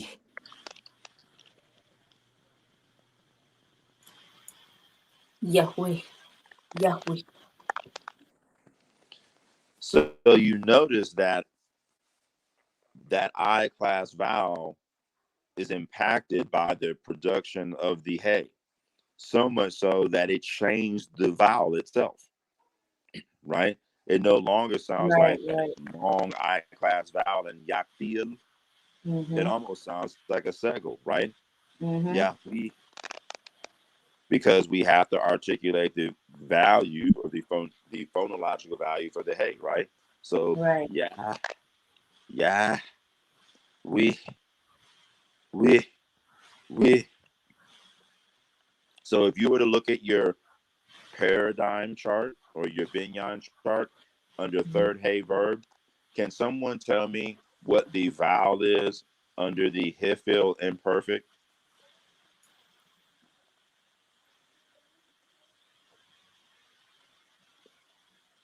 Is the Said third hey verb. third hey verb in the hifil? Shouldn't be a vowel. Well, no. I'm saying we want to just reference the vowel. So our prefix radical, does it have an A class vowel? Oh, prefix radical. Okay. Does it have an A class vowel?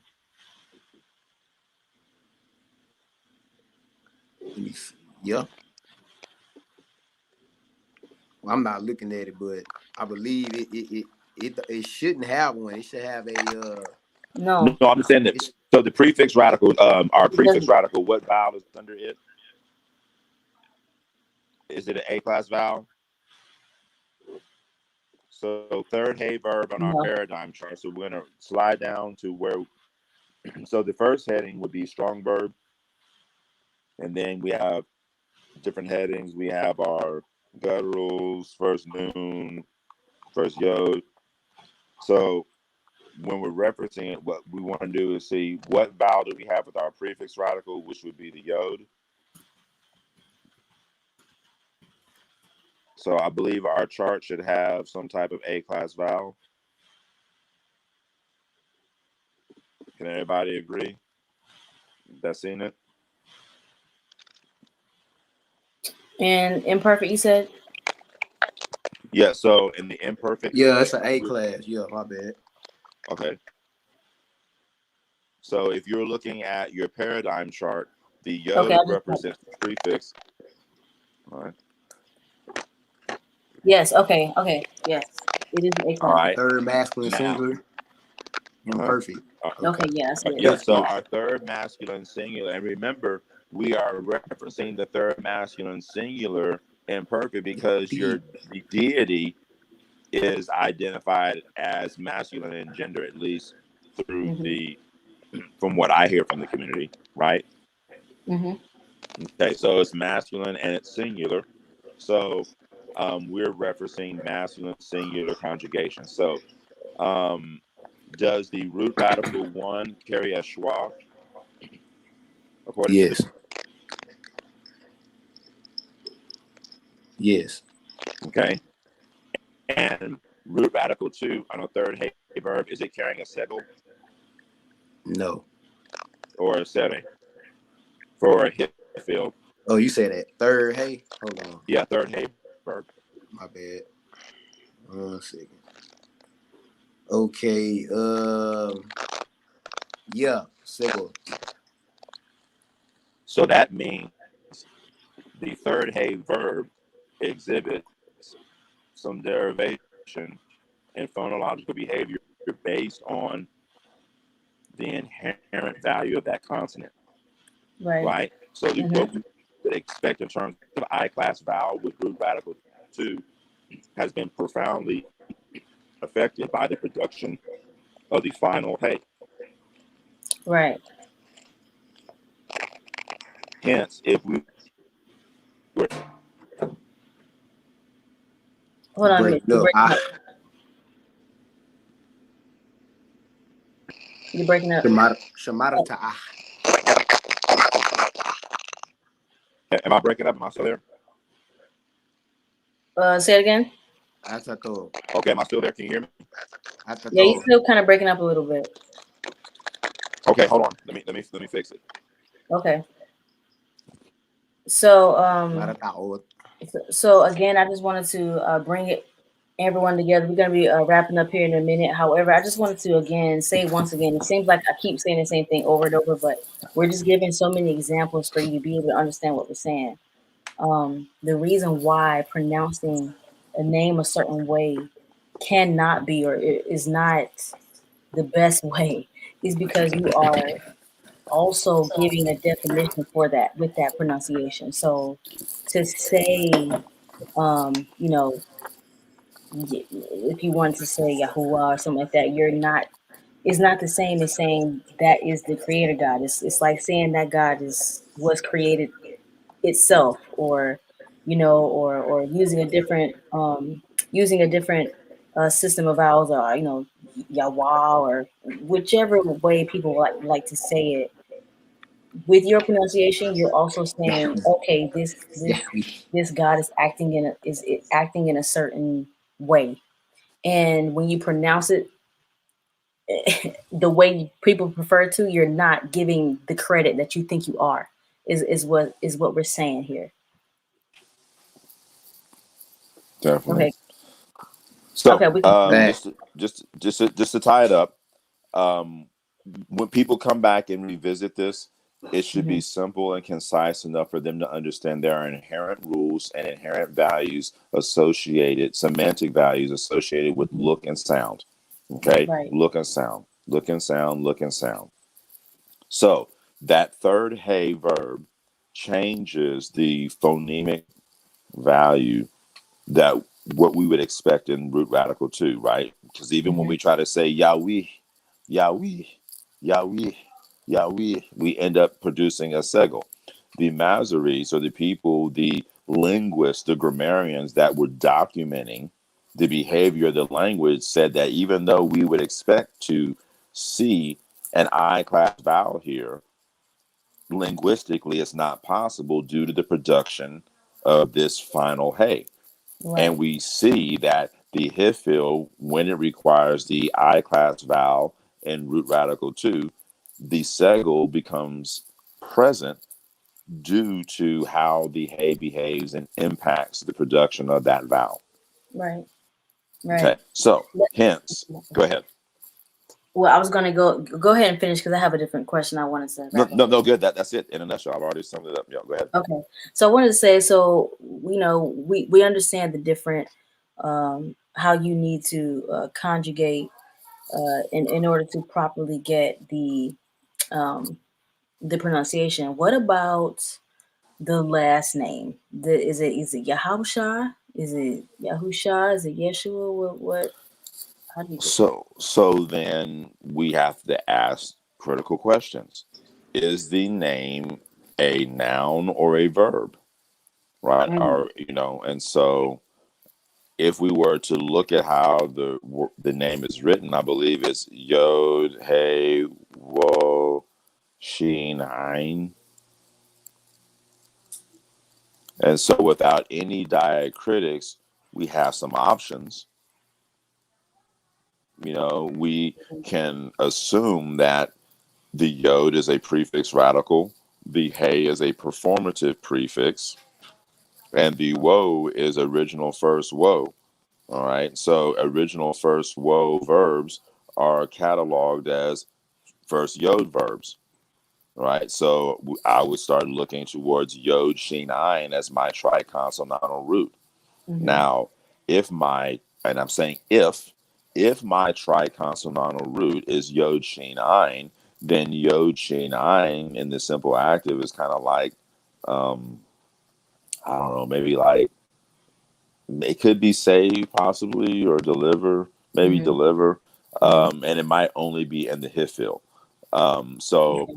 in this case, I would probably be inclined to say the hifil is deliver, right? Okay. Mm-hmm. Um, or save possibly.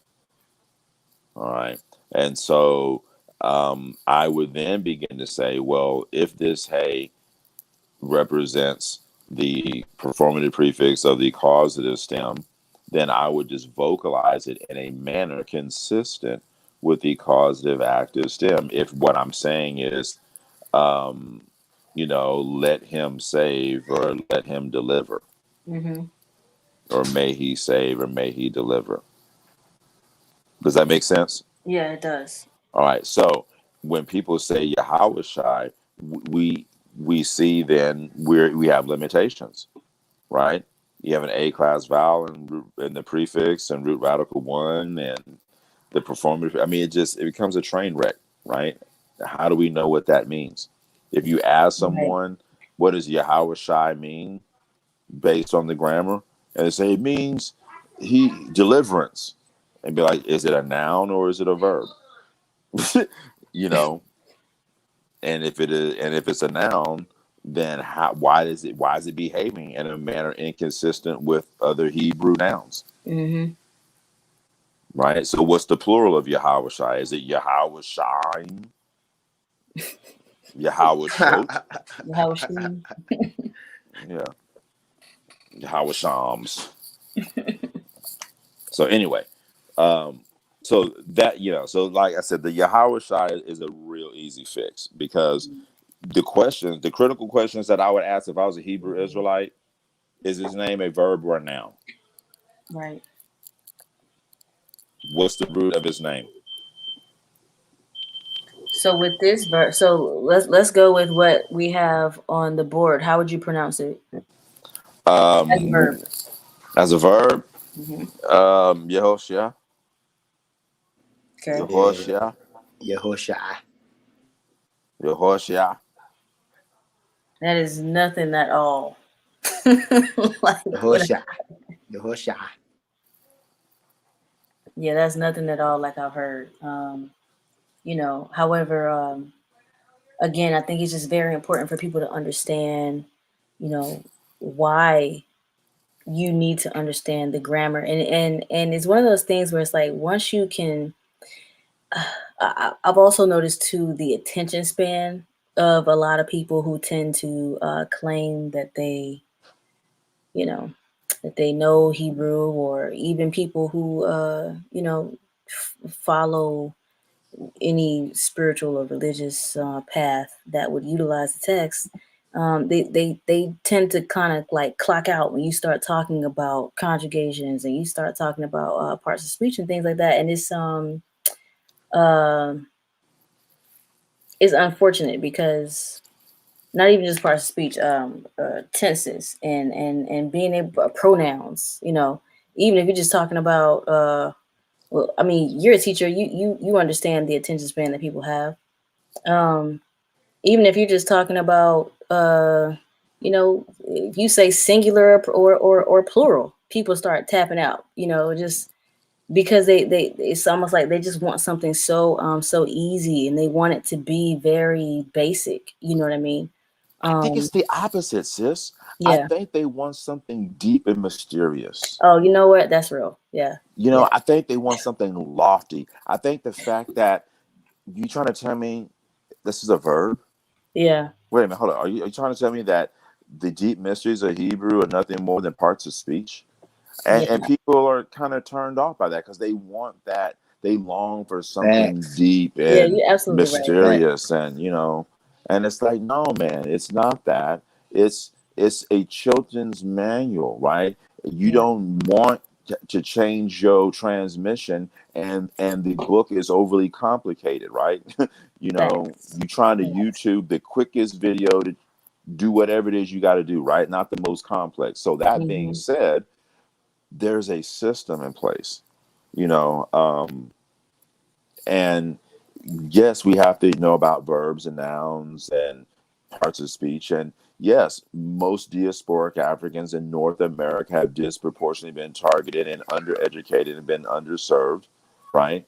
And Hmm. have been disproportionately victimized by the public school system. Statistically, we can stand on that, right? And so when you start talking about things that seem to lean a little more or skew towards academia, or when I say academic, school, Hmm. Yeah. it's offensive. It's no different than people touching you inappropriately. Yep. It's abuse. And when Hmm. people touch you in a manner consistent with how you've been abused, you respond in that manner consistent with your trauma. Yeah. And so, for a great many of diasporic Africans, their first run in with trauma, came at the hands of educators. Hmm. So we got to figure out a way to rehabilitate the population to such a degree that they can get past the trauma and begin to say it's okay for me to learn. You know what? I'm glad you said that because you're absolutely right. It is the wanting of, this depth, which is why people run to, just anything trying to be, oh no, that's not how it works. I'm talking about esoteric things, and it's like, well, you should talk about that in your own secret society somewhere rather than, online where people should be learning basic things, right? So it's really important, and you're right. It does take away from the basic. I think people's ability to interpret as they choose to. It takes away that ability, and it just is what it is. And just for instance, when a lot of people they oftentimes start off with, okay, well, they're just gonna define one word, right? So they'll read a whole language, a whole scripture in English, and then translate one word, and it's just like I wish that it was that simple, but even doing that, it's still a disservice because you don't really know if you're translating it properly based on what we just talked about here, So it's a huge disservice in the community. And I just want to say to everybody, the Brother Mitts does offer classes for you guys to learn. And I mean, I'm telling you, you guys, I'm not even going to lie. Like I went down my own path, and he he was one of the people that woke me up to what this book says, and not that it's in a bad way. It just really allowed me to get rid of a lot of things that were false, and he literally broke down that whole. You guys probably can't see it. Well, I know you can't see it. The paradigm chart. However, he broke down that whole chart for me in the sense of the template in like what 10 minutes, just being able just telling me a story for me to be able to remember how it works, how it goes. It sounds like it's a lot, but really when you just take the time and do it, it's not. And it opens your eyes. You'll never see this again the same. And that was years ago. Like I was still able to get in here and look at my chart and be able to interact and engage with what he was asking. And so I mean it's like I'm telling you, it's not hard to do at all. It's simple work. It just takes, it's not easy, and that's the thing. 8 hours. You say what now? You take 8 hours for Miss to get you dealing with biblical Hebrew. To really be in that thing. You know what I mean? That's it. And people are used to these elaborate long classes of other people who don't know what they're talking about. Taking weeks on end to get you past the alphabet, and it's like that's not how that works. So I just wanted to let people know you can look on the bottom of the screen and you'll see to contact Mitch for classes. Please email him, and he will be able to converse with you and get you on your way. I want to thank the brother JD Griffin for coming. He had to leave early. I also want to thank the brother Ibn Fulani for the contributions that you have also given with your communication, writing on the board, and just your experience. Someone says 4-hour lectures from the meticulous one in his prospect. Yeah, so that's the thing. And yeah, it's a lot of people lying out here pretending that they have competence in things that they don't. Me with years ago, I was able to come in here and do more than they have been able to showcase people. And I'm speaking in a variety of people. It's so many people on YouTube. It's a few. Oh, okay, it's yo. Okay, I knew it. I figured. But it's a few on here. It's not just two people. It's a few people that are just lying and scamming people. To be honest with you, because they're lying about what they can do. Is there anything you want to say, Mitz, before we start wrapping up? No, I just, you know, yeah, I'm a terrible person. And so, you know, because I'm a terrible person, I shouldn't be the reason that you learn or refuse to learn.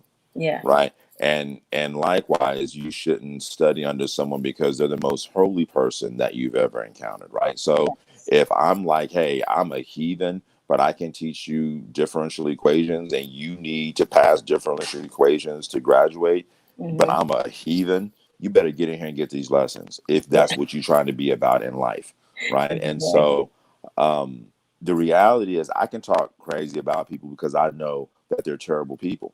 Yep. That's Right. next. When you are looking to leverage your information to continue to victimize a population that has been institutionally impoverished, Mm. right? You are now complicit in the continuing victimization of that population. And so I'll Yep. call them by name. Zion Lex, you lie to people and you harm people for money. It's not like you're making small mistakes.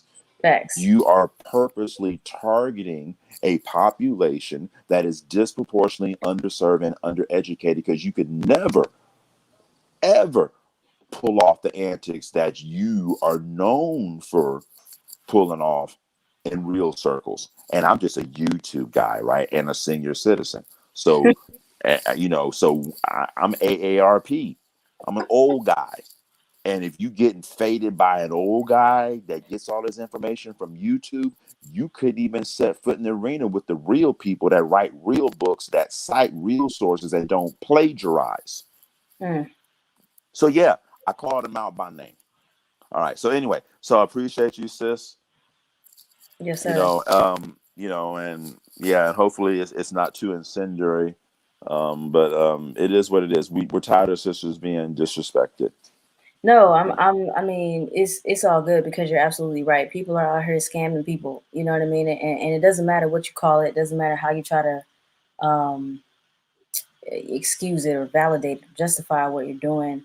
You know, if you don't know what you're doing, then you're lying to people, and that's just facts. And like I said, it's a few people on Instagram, Facebook, YouTube. They're everywhere, and they're doing the same thing, promoting information and pretending that they know a language that they do not know, and you know, talking junk about people when they themselves don't have the competence to be able to teach people, and taking their hard-earned money, saying that they can. So no, people need to be called out, and the reason why we do these shows is to allow people to have a resource that they can go back to. You know, you may not get it all in one thing, but you can come back to this and you can. It's a little mini lesson that you just had today, basically. You know what I mean, for free. So please take advantage of it, and please understand that it's no one else's fault that you're being lied to except your own. Because at the end of the day, you have to take your control of yourself and your life and make sure that you have the tools necessary to be able to follow the path that you choose. Second, anybody pretending or saying that they are a leader in the community or any community, and you are taking from people and you are lying for people, lying to people, and you are stealing and scamming from people, then you know you will be what is that proverb when they're writing on the walls? I mean, what is that story they're writing on the walls? You've been found wanted, right? Is Man, right? Like it's that time. It's that time, and it's time somebody says something and not be scared about. Oh, that's my bro. No, anybody taking advantage of the people is not my brother nor my sister. I can't be with that. That's not what I'm a part of. So that goes out to anybody. I don't care what your name is. If you are out here lying to people, you really don't have the competence that you pretend to have, and you're just making stuff up. You know what I mean? Like I don't respect that. I can't respect that. So that's the why we do these shows. We'll be coming back with more shows, purposing to get topics that people can learn, genuinely learn from. This one was a little bit lengthy today because we really wanted people to understand, you know, why we say what we say, why this brother says what he says. I'm no, you know, a list student. However, I was able to get in here and say what I needed to say, do my thing. I showed some competence here.